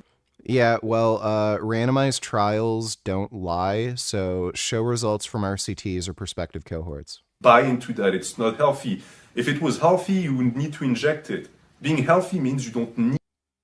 If it's healthy, it means you don't inject it. Okay, I was on IV antibiotics for 3 months because I had an E. coli infection in my knee that almost required amputation. Should I have just gotten my leg amputated? Should I have died of sepsis because I had to inject something that was exogenous? Should I have lost my leg, or should I have just let myself die because, oh, well, antibiotics aren't natural. Your body doesn't naturally produce it. Need those things coming from the outside. The fact that you're on TRT already shows that there is an issue to fix. There's just a naturalistic fallacy. But this is not the way to fix it at all. This is a camouflage. And what I mean by that is, and that's my entire point also. What do you mean this isn't the way to fix it? Like, by the way, there are men who have had their testicles blown off in war. Like, you can find people who've gotten hit by IED explosives or have literally gotten shot in the groin and they lost both their testicles. There are people who've suffered cancer and they had to have a double orchiectomy, like Furious Pete. How do you fix that? You don't have testicles anymore. Like, this is just fucking retarded. So, the reason why you're low T is because your environment is toxic. Your environment is... No, you may have low T. First of all, you may have low T just due to bad genetics. You may have low T because there's literal damage to your testicles somehow. It has nothing to do with the environment. There are people who've suffered traumatic injury where they've been like hit in the nuts really hard. I mentioned like literally losing your testicles either from like accident or injury or from like testicles needing to be removed due to cancer. There's some like things that can happen in childhood where your testicles don't descend properly and they end up getting damaged. That happened to that man medicine guy, and he needed testosterone replacement therapy because of it. So, no, you don't just have low testosterone due to toxic environment. He has no fucking clue what he's talking about. Is preventing your body from reaching its full potential. But instead of fixing the environment, what do? You just mask it. You just inject drugs. You just say, you know what, buddy? If you're not going to produce the test that I want, I'm just going to inject it. So screw you. And then... Like, by the way, this is a topic that a lot of dumbasses don't understand. It is far easier to take a drug than to, like, optimize your sleep, optimize your diet, optimize your training. Like, people live in the real fucking world where you may be a shift worker where every other fucking day your, like, work schedule is completely different and you have to readjust your fucking sleep. Like, you may be a truck driver, you might be a police officer, like, they do shift work, and their schedules change sometimes on a daily fucking basis. How are you going to optimize your sleep in a situation like that? You may have an extremely stressful job, like police officers, like, you know, you may have to shoot and kill somebody, and that might, like, psychologically affect you for the rest of your fucking life, and you're constantly stressed out, and you might have, like, maybe even low-level symptoms of PTSD that are fucking you up. Like, how are you going to just fix that? Like, you can't. This guy is saying it's better to, like, invest a ridiculous amount of time, money, and energy trying to solve an issue like that versus just taking a drug. Why wouldn't you just take the drug? It's so much simpler and fucking easier. So the, it's an issue of adherence. If you're recommending a protocol that somebody cannot adhere to, then what use is that protocol? It might work, but if somebody doesn't adhere to it, what's the fucking point? It's like the people who are against GLP-1 agonist drugs. Like, oh, well, all you need to do is stick to a diet. Well, okay, great. You solved obesity. Eat less. Oh, well, people aren't gonna just fucking eat less, are they? So that's why the fucking drugs are made. It's so stupid. What's going to happen? Are you going to fix your ways? Once you have your high T... Yeah, this guy's a dumb fuck. Like, natural hypertrophy is just out of this world fucking stupid. I can't stand that guy. Thanks for the donation, Trend Prolapse. Ages to really understand what it's like. So if I do speak about it, I can come from a great place of actually knowing the pros and cons. So let me get this straight. A man supposedly educated with millions of followers who explains to people how to be healthy and get their dream physiques and so on. He doesn't even know what testosterone is, but then jumps on it. What research did you put together to ensure that your programs were efficient, effective, and that other people should buy them from you and follow you? You couldn't even research the drug that you're putting into your own body. It says a lot about you. Imagine jumping on testosterone and not knowing anything about it. And so when you say your testosterone level should be 1500, how do you know that? Hasn't been enough ages for you to realize that that's way too much? No shame at all for me here. You're coping. There's so much copium that you're on. It's even higher levels than the testosterone. No shame here? Then why didn't you just admit it? Then why didn't you say, hey? Natty Cope destroyed her $92. That is by far the worst video on TRT I've ever seen. It might even be worse than the Bioneers steroids don't make you stronger. Hopefully Alex can set up a debate between the two of you since he's cool with you both. NH has spewed so much garbage, it's nuts. He's a fucking retard. I don't think NH is ever going to agree to do it, but I'll see. Thanks for the donation, Natty Cope Destroyer. hey guys, I'm on testosterone. My testosterone levels are 1,500 nanograms per deciliter, and I just want to be open, honest, and transparent. And so when you see all these extra muscles that I have, it's from the steroids. Oh, which are not actually steroids, it's testosterone. And in a few ages from now, I'll explain to you what it's all about. I just don't know right now. Natural testosterone levels are so low with pollutants and microplastics, and I'm always looking to feel like I'm superhuman. Okay, and so if you believe that the microplastics have destroyed your testosterone levels, why don't you cut out the microplastics? Why isn't that part of your repertoire of advice for the young? For one thing, he does recommend trying to avoid microplastics. Two, it's literally impossible to eliminate microplastic exposure completely. We live in a toxic environment. It's not possible to avoid them completely. Secondly, once you're exposed to microplastics, they don't go out of your system. Like it's kind of persistent in your body. They may in fact be there permanently. So that's retarded. Younger generation. Hey, you guys, you need to meditate and sleep and stop playing video games. Don't sniff creatine and cut out plastics. That's so important. Those microplastics, they're destroying your testosterone. And so please be careful. Don't drink out of plastic water bottles. Always use glass. And that is very, very important. You kept the secret. He does, in fact, give that advice to yourself. And you lied. It's been great, actually, and I only regret not starting it earlier. Like, if it's so great, and you were scared, worried that, your younger audience would follow in your footsteps, then why are you encouraging them to follow in your footsteps right now? I mean, if I'm reading this and I'm a fan of you, I'm using testosterone. You didn't say... Yeah, so Hamza's just coping. He wanted to do the fake Natty thing. Wait until you're older. I didn't use anything till I was in my 30s. It was 100% natural. And then I wanted a pro card, and I abused steroids for 10 years. And then, because I had abused steroids, I couldn't get my normal testosterone levels back, and so the endocrinologist prescribed me HRT. My doctor, he wasn't quite expert enough on it, and so he sent me to an endocrinologist and estrogen hormones. That's how I got my HRT. How did you get yours? So he's diluting the story a bit. His first doctor refused to even prescribe it to him. He went to an endocrinologist who also wouldn't prescribe him an appropriate dose. So then he had to go to another doctor, and then he finally got a reasonable prescription. And this is after he literally just said, oh, listen to your doctor. Well, if you had listened to your doctor, you would have never been on testosterone, or at best, you wouldn't have even been on an appropriate dose of testosterone that would have given you symptom relief. So he had to go to 3 different fucking doctors. So, this is a lying, are you fucking jackass sleazebag. Oh, listen to your doctor. He went to 3 fucking doctors, until the doctor gave him what he wanted. Even on HRT, or you're just buying testosterone from bro at the gym? I would want to hear that story. Why is there no video from Hamza going to my doctor, getting prescribed HRT? If you want to get your blood work done to see if you're healthy, and this includes guys like Hamza who are on performance-enhancing drugs, I highly encourage you to go to AlgarX. AlgarX, get your blood work done for way cheaper prices than their competition. You don't believe me? Compare them. Go to Merrick Health, look at all their prices, and compare. That's all I ask. Perhaps you do have low levels of testosterone. Let's say it's in the 400s. You have low sex drive, low libido, and so on.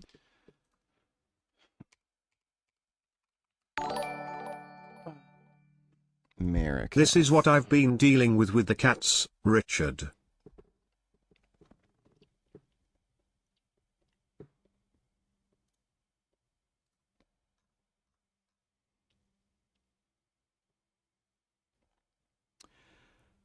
Meet your expert. Discounted pricing on advanced lab testing. Minimum $450 lab panel purchase required. Jesus. My blood testing is basically free. It's only certain tests that I have to pay for. So they do make me pay for cystatin C. I think it's only like $20. And I did have to pay for IGF-1. I got my IGF-1 tested once, and that was actually really expensive. That was I think that was like $100. So I just haven't bothered getting that test done. It doesn't seem to matter anyway. But yeah, if I just want to get my lipids tested, hematocrit, liver enzyme markers, what else? Testosterone, estrogen, all the basic stuff you really need if you're on performance-enhancing drugs. It's literally covered for free through Canadian healthcare. So $450 for the lab testing. Fuck me. In-depth lab analysis, 25-minute consultation, monthly check-ins. And I'm assuming that's a starting price, $300 just for the... I think that's just for the consult. This is really... This is not a good website. This seems like it's designed to fuck with you and have a lot of hidden costs. There was a TRT clinic that I was looking at in Toronto. I was considering like going through the legit route and just getting testosterone. There's a clinic in Toronto that seems to work with like bodybuilders, and they're willing to give you higher doses. But it was $5,000 for the year. And then on top of that, you have to pay for the drugs on top of it. And if you're getting testosterone through, you know, the pharmaceutical route, they also upcharge you a little bit. So it's still more expensive. So $5,000. And then on top of that, like, you are going to have to deal with doctors who may not be willing to prescribe you doses that you want. So I just decided to source everything myself, and like it's way cheaper. But yeah, like they're not even showing you any upfront costs. Like you can't. Nowhere on their website are they mentioning, okay, if you want to go on TRT, here's the, you know, like monthly or yearly fee. So this is expensive. Like, if they're not showing you what the fucking costs are up front, like, that just means it's expensive. Let me see the even now. 14,600. This number represents my best guess at how many times Iggy has jumped into my lap over the past 365 days. Oh my goodness, that's a lot of lap jumps. Gummy's really similar. He jumps on my lap a lot. He's sitting on my racing chair right now. Thanks for the donation, even now. Appreciate it. Did you know there's something called enclomiphene? It's an oral pill. It's not an injectable, and you don't have to use it for the rest of your life. When you're on HRT, it's for life. You can't just use HRT. Why is he recommending enclomiphene? So enclomiphene is a SERM. Yeah, enclomiphene won't shut down your pituitary gland. Like, it's not going to lower your follicle stimulating hormone. So once you come off it, your test levels are going to be back to normal. But if you're on enclomiphene, you only get the benefits of enclomiphene while you're on enclomiphene. So saying you don't need to be on it for life is just fucking retarded. If you want to get the benefits of enclomiphene, you have to stay on enclomiphene for the rest of your life. And on top of that, because it's a SERM, it's going to affect estrogen throughout your entire body. And what's particularly concerning with enclomiphene is it affects the estrogen concentration in your eyeballs. So presumably it could increase the rate of ocular degeneration and make you go blind or increase the risk of cataracts as you age. So for him to say, oh, why don't you just go on enclomiphene, which could contribute to fucking blindness as you age, is fucking retarded. Also, again, because it acts as a SERM, it's going to affect your lipids more negatively. And with these SERMs, like, there's a bunch of other side effects. Like, it can affect your mood more negatively. Same with HCG. Like, these fucking people who think they're being clever by avoiding testosterone. There's all these other weird side effects that come along with it. You do have increased aromatization. You are going to be more likely going to be more gynoprone. You're going to be more prone to mood swings. It can trigger really severe depression and anxiety. Like I mentioned before, because it acts as a SERM, like, it could potentially increase the risk of cataracts, ocular degeneration, blindness if you take it long term. So why in the fuck would he recommend enclomiphene? Like, that is just so fucking stupid. Again, testosterone is one of, if not like, it's got to be like in the top like 2 or 3 most well-tolerated drugs ever fucking made. Why in the fuck would you recommend enclomiphene? Dustin Poirier donated $2. I'm in Ontario. Where do you get your blood work done? I get it done. You can get it done anywhere. Family doc or private. You can't get it done privately. It has to be through OHIP. Blood Test Canada is so fucking expensive. I don't know of any way to get blood work done privately. As far as I know, you can only get it done through OHIP. I use a service called Your Doctor Online. I think that's what it's called. Yeah. So it's called Your Doctors Online. Your Doctors Online is a service in Ontario. It's a 24/7 service. So at any time of the day, you can contact them and they will set you up with an actual medical doctor in Ontario and they can requisition blood work. And so far, I haven't had any issues getting blood work requisitions, and they're covered by OHIP, so I don't have to pay anything. It's only if you're getting certain tests done. So if you want to test your IGF-1, they are going to make you pay out of pocket. For cystatin C, I did need to pay out of pocket, but I think it was only like a $20 fee. So most of your blood work is going to be covered for free. So if you're just getting a basic panel, lipids, hematocrit, liver enzyme markers, testosterone, estrogen, that's all free and covered by OHIP. Also, how often do you recommend getting blood work? It kind of depends. If you're adding in a new compound, especially a very long-acting compound like Boldenone, for the first 3 months, you probably want to get it done once a month. If you're just on testosterone, after the first month and a half, your blood levels should be peaked, and at that point, probably every 3 months, or even 6 months, you should be fine. After the first couple tests, you'll know if you how frequently you need to get blood work done. So I'll just give you an example. If you're very prone to increased hematocrit, so everyone responds to these drugs differently, right?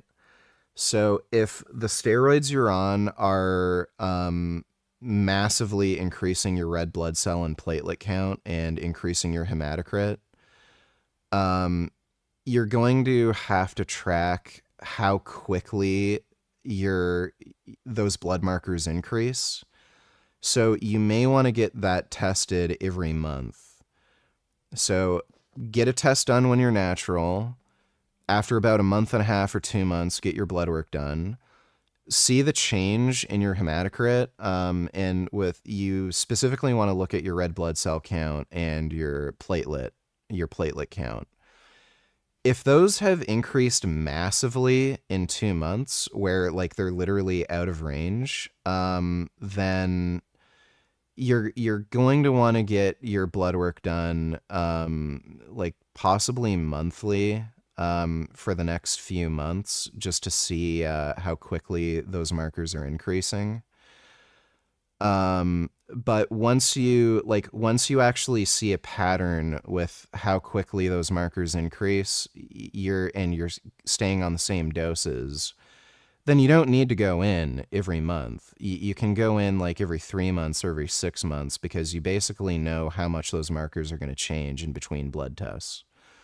So if you need to get a phlebotomy, say, every 3 or 4 months, because the dose you're on is increasing your red blood cell and platelets so fast, Well, then you don't really need to get blood work. You just know every 3 to 4 months you should be getting a phlebotomy, and then like say every 6 months so you can just get a blood test to just make sure everything else is fine.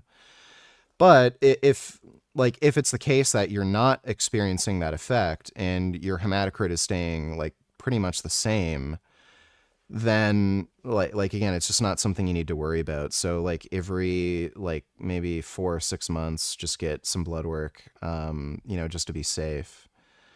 And then you don't even have to worry about getting a phlebotomy or anything or treating that in any way. I would recommend avoiding getting a phlebotomy, by the way. You probably want to go on other ancillary medications like an ARB and doing some other things to keep your red blood cell count down, like making sure you drink a lot of water, doing daily cardio, stuff like that. But yeah, like if you're on the same dose of drugs, and you end up having peak serum concentrations, you should know within the first like 2 blood tests how often you really need to get blood work. Thanks for the donation though, Dustin Poirier. If you lost Dodo as a donor, would you have to get a job? I just noticed he's the top donor by far this month, $1,351. Number 2 is CDG, $326. Number 3 is 21st, $260, and drops off significantly more from there. I don't know, maybe. Thanks for the donation, Sid. Like, if I wasn't making enough money through donos, I'd probably just do online coaching. I don't think I'd just get a job. I'd just go back to online coaching or upload more videos. Thanks for the donation, though, Sid. And then stop. If you do, your balls, they shrink down when you're on HRT, unless you're on HCG, and it becomes a polypharmacy at this point. I'm not on HCG. I tell you what I'm on. I'm on testosterone, 140 milligrams a week. If you get on enclomiphene, typically it's going to double your testosterone levels. I do believe that that's what Alex Eubank originally started when his testosterone levels were in the 400s, and suddenly they were at 921, 923, somewhere around there. And after that, following that, and only following that, he then went on HRT. Hamza. You're not going to get the same benefits on enclomiphene. And again, enclomiphene is far more dangerous, has far more side effects than steroids. Fucking ridiculous that he's giving people the idea that they should consider enclomiphene before testosterone. Should not have been on testosterone. Why didn't he start with enclomiphene? Now, if you're interested...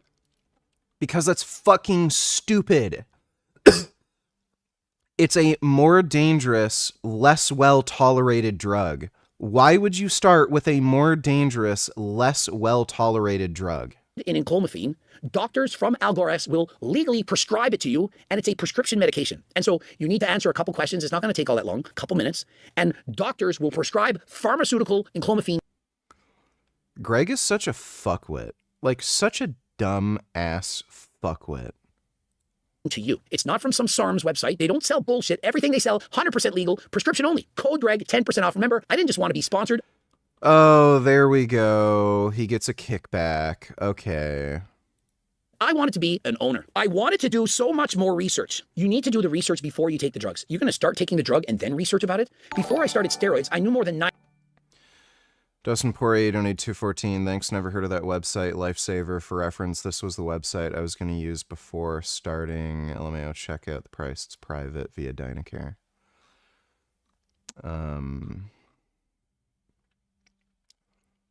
What in the fuck? Blood Test Canada, 1,200.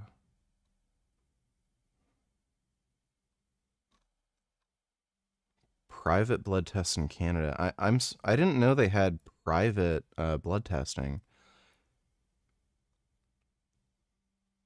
Ultimate baseline male. Free T3 magnesium. I don't know why the fuck you'd. Lipid profile, HbA1c, thyroid peroxidase. I don't know why you'd have to look at that. Thyroglobin antibodies. I don't know why you'd look at that. Testosterone, that makes sense. Homocysteine, I don't really know why you'd bother. Fibrogen, I don't know why you'd bother. This is a fucking scam. Yeah, that is literally an outright scam.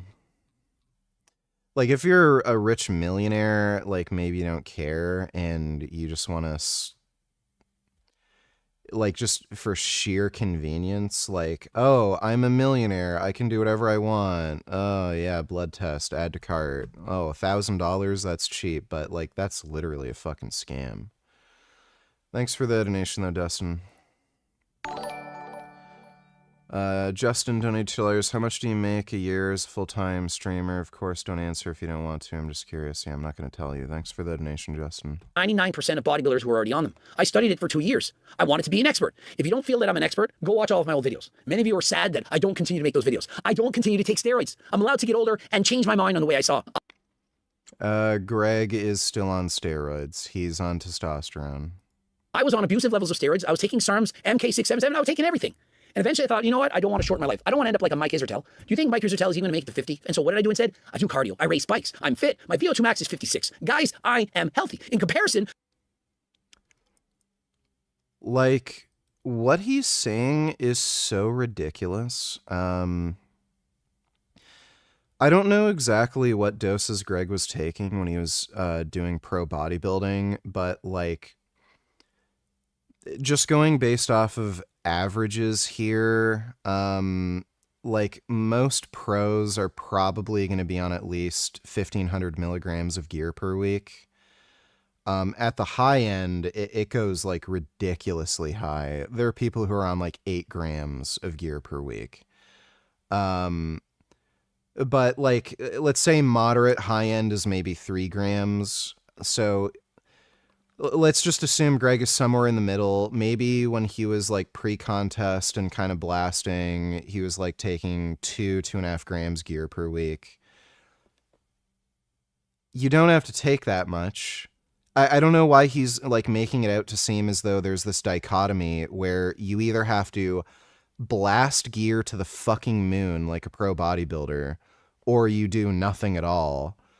Like, you realize there's like this big range of safe use where you can just take lower doses.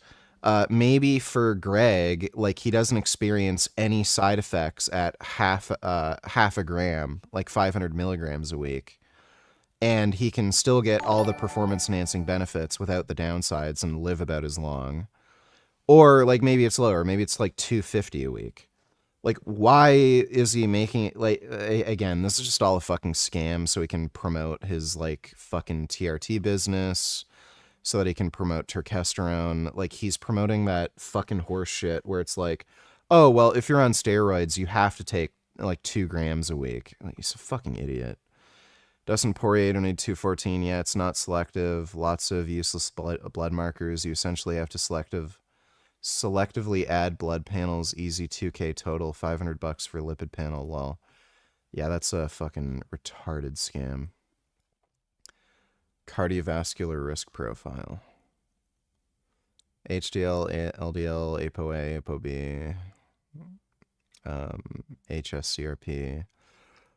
HSCRP is free through OHIP, lipoprotein A, little a. I don't know why you'd bother with APO like capital A. Lipoprotein little a, that makes sense. But some of these are a little stupid. Like, if they wanted to save on costs, they wouldn't include CRP. And ApoA, why? Just like, like, if they're going to test your ApoB, why even test LDL? And we know HDL is non-causal, so like, like, this is just a fucking scam. They're just trying to add in tests to charge you more money. All you really need to know is ApoB and ApoA. That will give you the best risk assessment for, you know, heart disease, and not testing these other things that are kind of relevant, but not really. It would save you money. Like, that could lower the cost to like maybe $200, which is more sensible. They're just adding in things unnecessarily to charge you more money. Like, this is a fucking scam. Thanks for the donation though, Dustin. Mike Israetel, he can't even jump a nipper. Is he actually healthy? He ran a half a mile in 5 minutes and 27 seconds. Half a mile, not a full mile. Full mile, 5.5 minutes, amazing, great shape. Half a mile, 5+ minutes, pathetic, horrible, awful. I taught grade primary kids, and that would be a slow time for them. Black belt in jiu-jitsu and can't run a half mile in under 5 minutes. This is embarrassing. I might make a video on it if you guys think it's a good idea, because some of you might even be considering it. But still, we don't want teenagers to consider it, LOL, so that's why I didn't make a video on it before. Before, we didn't want teenagers to do it, so we didn't make a video on it, but now, if people want to watch a video, we'll make a video now, but we still don't want teenagers to do it. And so if it's so good, and there's no negative side effects, and you wish you had done it sooner, and you've been on it for ages, why don't teenagers do it too? What's bad about that? Should teenagers also meditate, or are they too young? Should teenagers get enough sleep, or are they too young? Should teenagers stop playing so many video games? Should teenagers avoid using recreational drugs? Should teenagers train in the gym? Should they eat healthy? And so why is it that all these things that you promote are good for teenagers to do, but suddenly the testosterone is not? And so does that make you want to think about, is testosterone for you actually good? Why are you on it? This is video 1 on the Netflix documentary on the life story of Hamza. Oh, and before I go, you can buy the Turk Platinum and the Turk Builder Max. You can also buy GO2 Max. GLP Max, it's going to make you less hungry. If you're more hungrier than last time, this makes you less hungry. If you're 8 out of 10 hungry, this will get you to be a 6 out of 10 hungry. G Focus helps you concentrate more clearly if you're studying for exams and so on. The Delta Sleep, it helps you go to sleep. Well, Greg is still an asshole. About time is wrong. The wrong picture is that things happen and there's a big clock outside that ticks time. We have the false illusion that there's a common time, but there's no common time in the universe. All fundamental equations of physics have no direction of time. How do the universe... You should just do coaching anyways, even if you make enough with donos. It's better than having all your balls in one basket. Also, I'm sure a lot of people would love to have your coaching. Or start up that group like Hamza had that you talked about. Well, the problem is that it's time consuming and I don't like doing it. So, like, yeah, I'd make more money, it would make me more financially secure, but it also comes with the downside that, okay, now I have less free time. And I'm also more stressed because it's just not a job that I really like doing.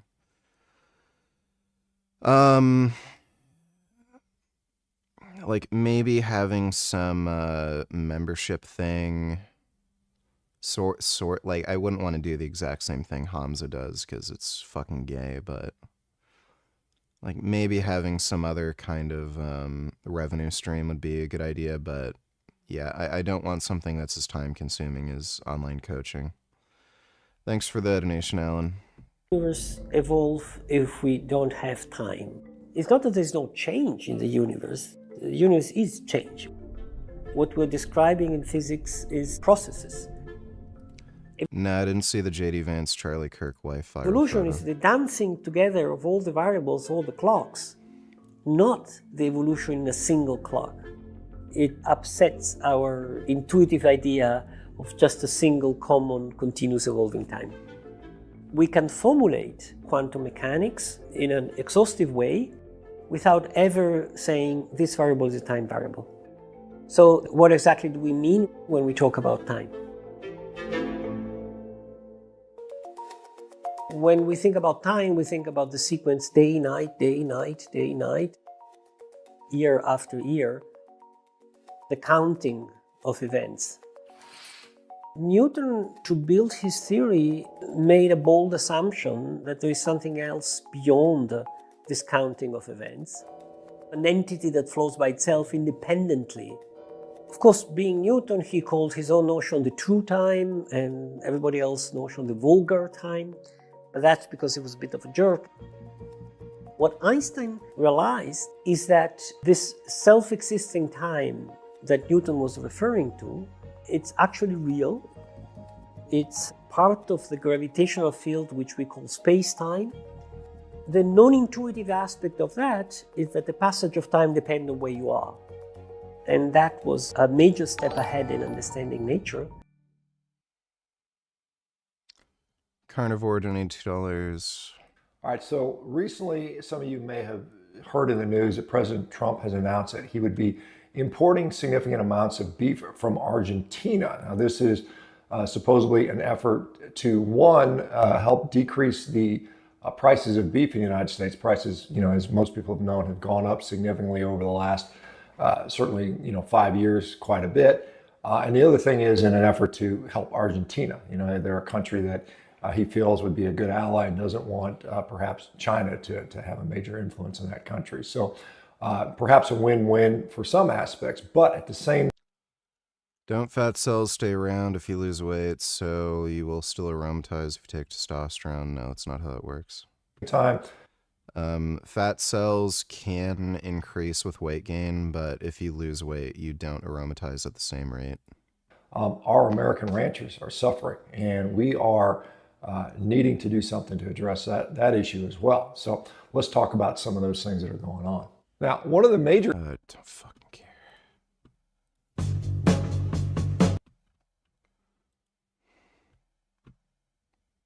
I don't ever slow up, no I don't take shit. I got no love for the fakeness. If you wanna play tough and wanna hate this, I'll always show up.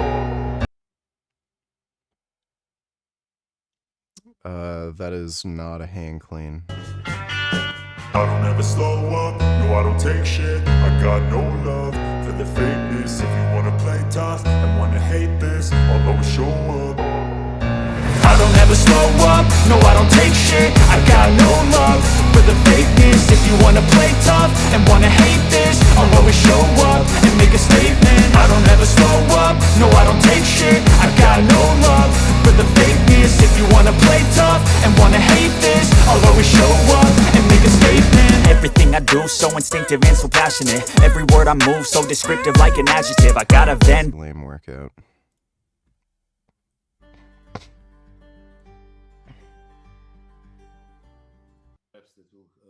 help stimulate hypertrophy.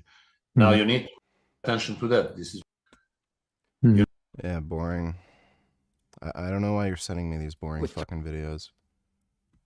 Tylenol, we've all said from the beginning that the causative association with between Tylenol given in pregnancy and the perinatal periods is not sufficient to say it definitely caused autism, but it is very suggestive. There's already research on this showing that it's a non-causal link. And it's suggestive in animal studies and core blood studies and observational studies from nation to nation. Yeah, so they're just still retarded. Thanks for the donation, Carnivore. Sames Jaffire, donate 214. Wait, you can request blood work for free from that site. Are these comprehensive panels, total T, E2, CB, CBC, lipids, liver, kidney, etc.?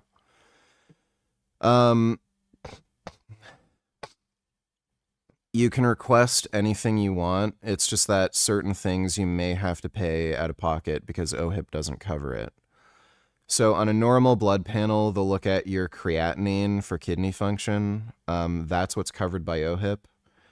Creatinine is not a marker of kidney function, though. So if you actually want a real marker of kidney function, you need to test cystatin C. So you're going to have to pay out of pocket for that, but it's really cheap. I think it's like 20 or 30 bucks. So if you're doing total testosterone, free testosterone, E2, CBC, lipids, liver, kidney, you may need to pay like $20 or $30 because if you actually want to test your kidney value, you're going to have to request a statin C. But everything else is going to be covered for free. But yeah, like I don't know if free testosterone is covered by OHIP because I haven't bothered getting a free testosterone test. I've only been testing my total testosterone.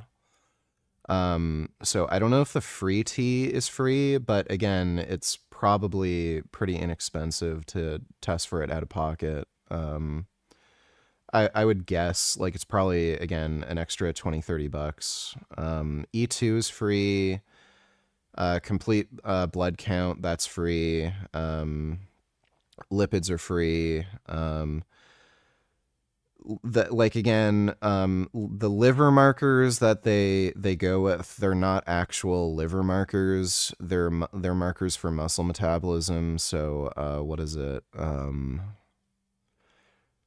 I can't remember the the liver enzyme tests they have, like, but if you actually want to get your liver tested, it's GGT. I haven't bothered doing it because I'm not taking any compounds that are liver toxic. But yeah, like you can just request whatever you want tested. It's just that when you go to the lab, some of it might not be covered by OHIP if you ask for something specific like cystatin C. Or GGT. I haven't gotten that tested. I don't know if that's another one that they might have you pay out of pocket, but it's like peanuts compared to what they're charging you through that private testing thing. I can request monthly, no questions asked. That's what I've done. I requested a blood test at the end of August, and then middle of September I got another blood test, and they didn't give me any problems. I just said I'm on steroids, want to make sure my health is okay, these are the tests I want, and they gave me the requisition, no questions asked. How the fuck did I never hear about this? LMAO, I'm from Ottawa and have OHIP. Yeah, I don't know. My mom is the one who told me about that service. Yeah, ALT, AST. ALT, AST don't actually test your liver enzymes. They're a marker of muscle metabolism. A lot of athletes have elevated ALT and AST. It doesn't mean anything. You need your GGT tested.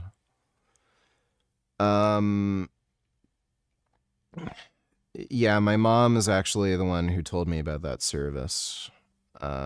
But yeah, a lot of people don't know about it. It's not free. It's $365 for the year. So they basically charge you $1 a day.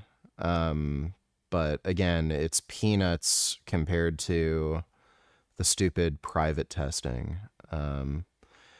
So you're covered for the whole year, and you can request medications.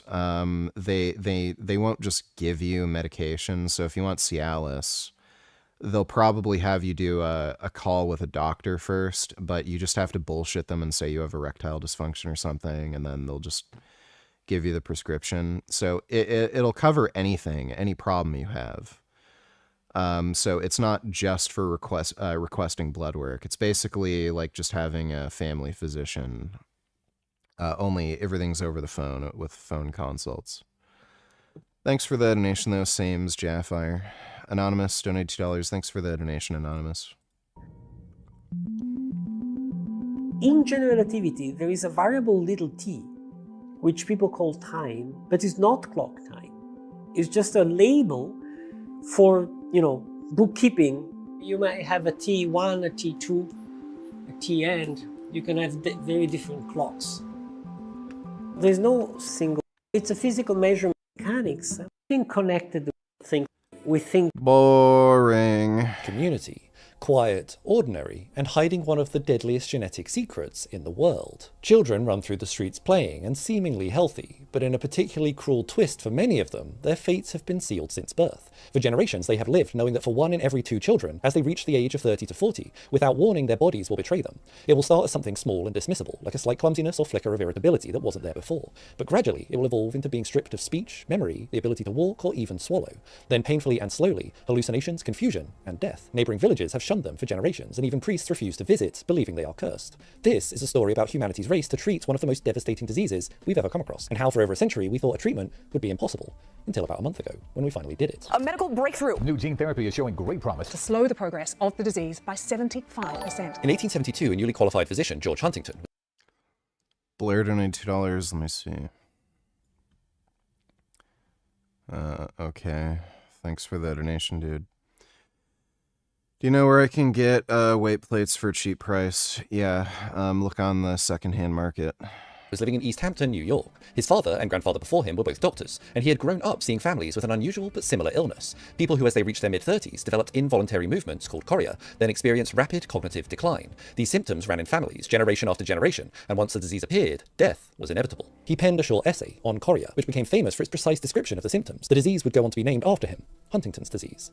The idea that a disease could be haunting a family was admittedly pretty terrifying, but at the time we really didn't understand what it was that made our parents, or in fact what could be passed on to us. It had only been 7 years since 1865 that Gregor Mendel had done his work breeding pea plants that had proven that certain traits of the parents can be passed on to the children. We just didn't know why. In 1909, Wilhelm Johansen would coin the term gene to describe these units of heredity, and a year later in 1910, Thomas Hunt Morgan would demonstrate that our genes are carried on our 23 pairs of chromosomes. But it would be another 40 years until 1953 when James Watson, Francis Crick, Rosalind Franklin and Maurice Wilkins finally uncovered the double helix structure of DNA that encoded our genes. By the 60s, we understood that DNA was made up of 4 different base pairs, grouped in sets of 3 repeating units called codons. But it would also be in the 1960s that Washington DC-born Nancy Wexler would watch her mother's body turn against her. The small involuntary movements, a tremor in the hand, a twitch in the face, and the slow, unmistakable unraveling of her mind that marked Huntington's disease. At the time, Nancy was in her 20s, a psychologist by training prior to completing her PhD in clinical psychology, and she knew more than anyone the potential guillotine that hung up.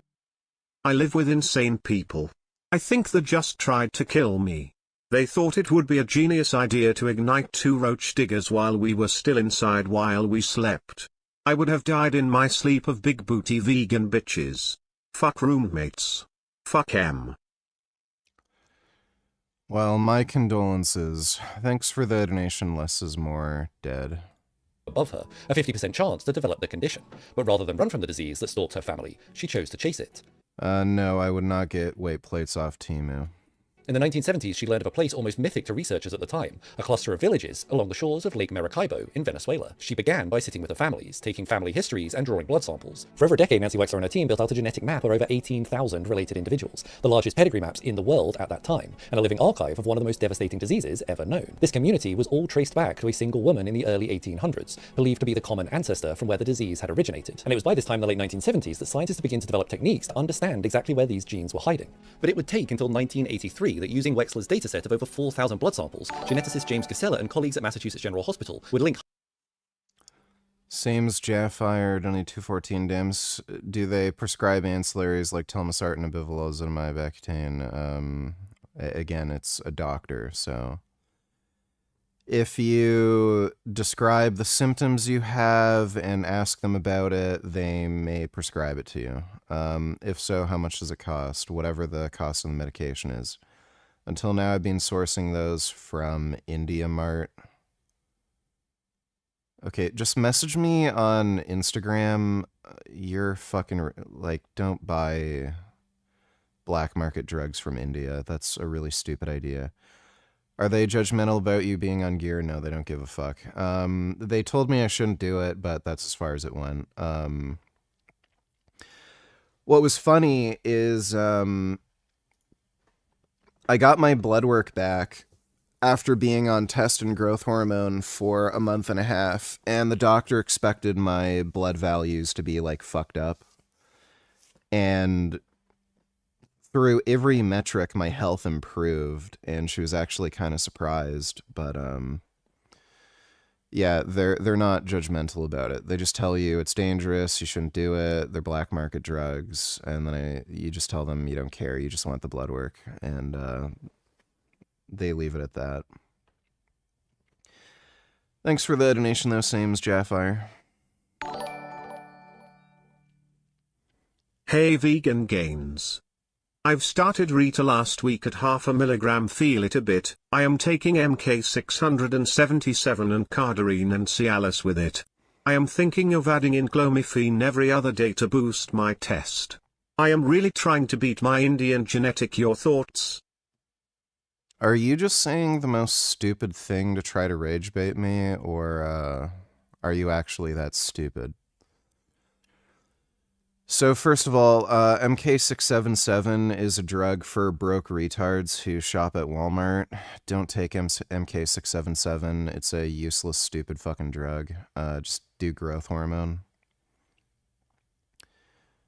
Cardarine. Which one is that?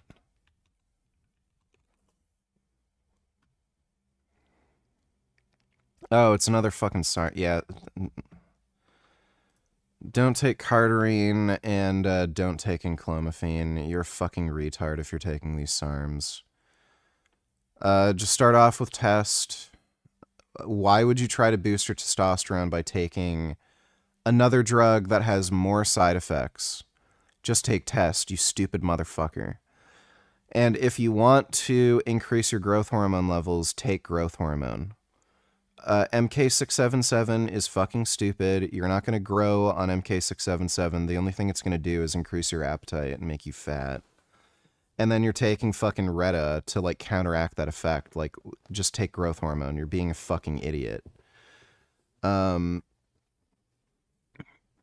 There's no point in taking pharmaceutical growth hormone. Pharmaceutical growth hormone is massively overpriced, and it's either as good or worse compared to good underground growth hormone. But yeah, you're being stupid. Thanks for the donation, Zorro. Huntington's disease to a genetic marker on chromosome 4, one of the 22 autosomal chromosomes. But the problem was that linked to chromosome 4 wasn't the same as finding the gene itself. That would take another decade of painstaking work as researchers walked through the chromosome by hand, using overlapping DNA fragments and markers to narrow down the region step by step. Dozens of labs around the world would join forces in the Huntington's Disease Collaborative Research Group, one of the first major examples of a global coordinated effort, despite all in theory being competitors to trying to find the gene first. It wasn't until March of 1993 that the research group announced finally they had found the culprit. Near the tip of chromosome 4's short arm just here, between the base pairs 3,074,510 and 3,243,960, sits the Huntington gene. In the healthy population, a small section of the gene has a repeating pattern of base pairs CAG, the glutamine codon, which repeats over and over again between 10 and 35 times, and produces a protein which plays a key role in maintaining healthy neurons. It turns out in those with Huntington's, that repeat number was extended out to 40 plus. And when this longer gene is then copied and transported to the cell's protein-making factory, the ribosomes, these CAG repeats cause the protein to be produced with a long trail of glutamines. This long trail causes the protein to misfold, deforming it and making it unable to do its usual function. The major problem arises because these deformed proteins are particularly difficult for neurons to remove, so they slowly start accumulating inside the neuron, interfering with the cell's ability to function and eventually causing the neuron to wither away. You can actually see if you look at MRI scans of a healthy brain next to one affected by Huntington's that the difference is unmistakable. In the healthy brain, the regions that coordinate movement and cognition, the striatum and cortex, appear full and well defined. But in Huntington's, those same areas look hollowed out, leaving dark voids where dense networks of neurons used to be. I appreciate for most of us, the closest it feels will come to something like Huntington's is maybe the triggering of a core teenage memory. If not, congratulations on a well-adjusted adolescence. But it turns out this is surprisingly common, affecting around 1 in 10,000 people. And usually, this is where that story would end. This was just a scientifically interesting way to die. But it's not anymore. For the very first time in human history, we have a treatment. And how it works is even more incredible than the story of how we...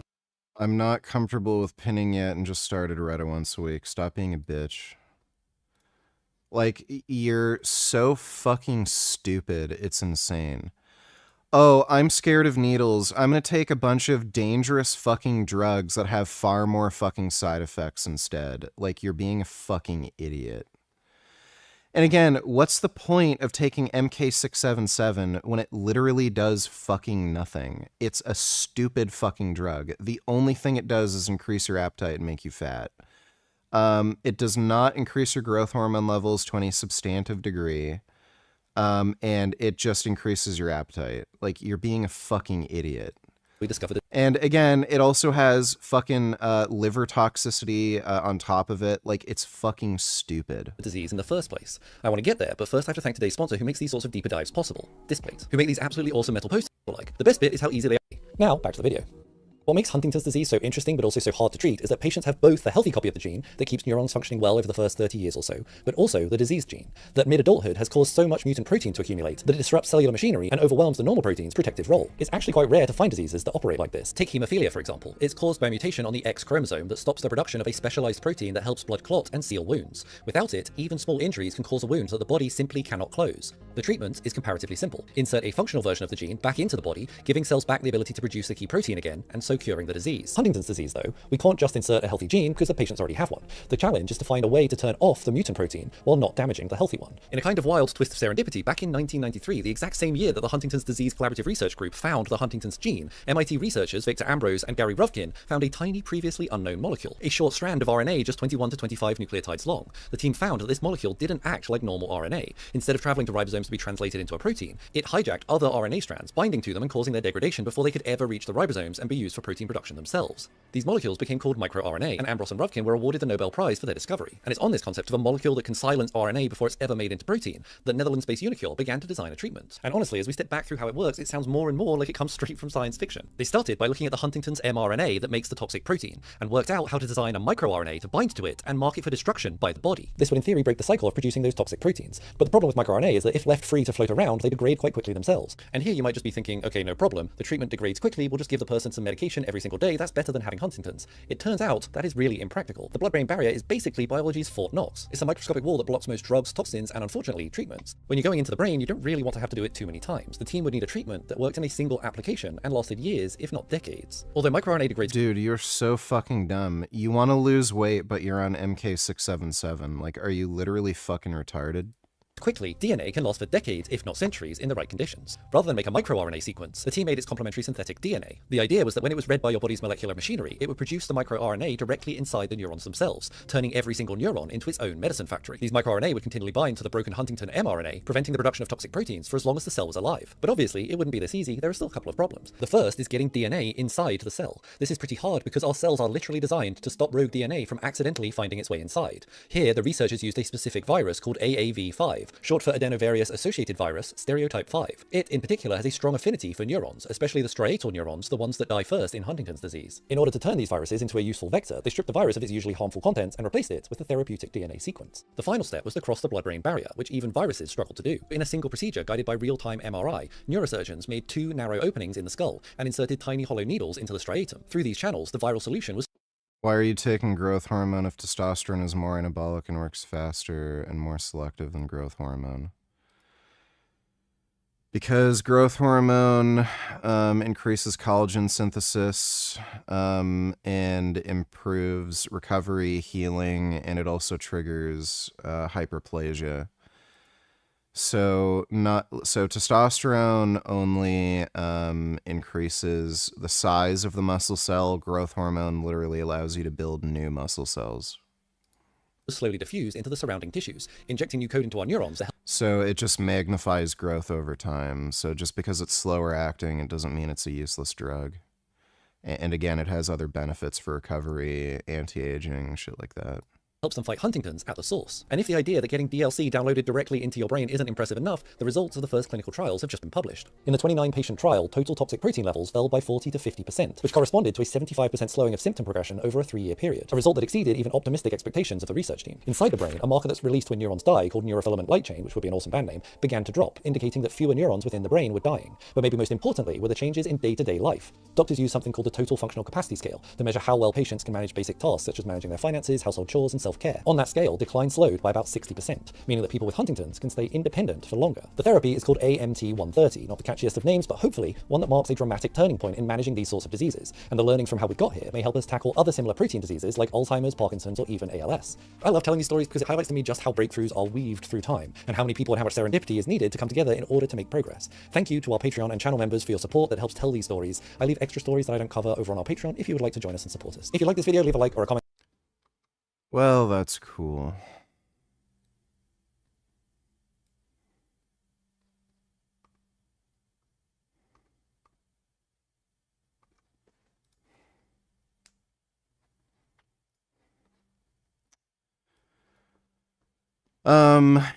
It is late, and I'm probably gonna have to do a lot of shit tomorrow. I'm gonna try to stream early. I'm probably gonna take another day off tomorrow training, for a variety of reasons. My shoulder is still a little stiff, and I probably should just take an extra day off to, you know, just recover, so when I do my heavy pressing day, just everything goes a little smoother. And I also have to stream. Isaac's moving in tomorrow, so I gotta pick him up from the bus station and shit. But I'm gonna go to bed now. Hope you all had fun. Big thanks to everybody who donated on Streamlabs. Really appreciate it. Frankie DeYoung fan donated 214. What's wrong with IndiaMart? I've been sourcing gear and medication from them for a long time. If a seller is highly rated, it's probably fine. Are you in Canada or India?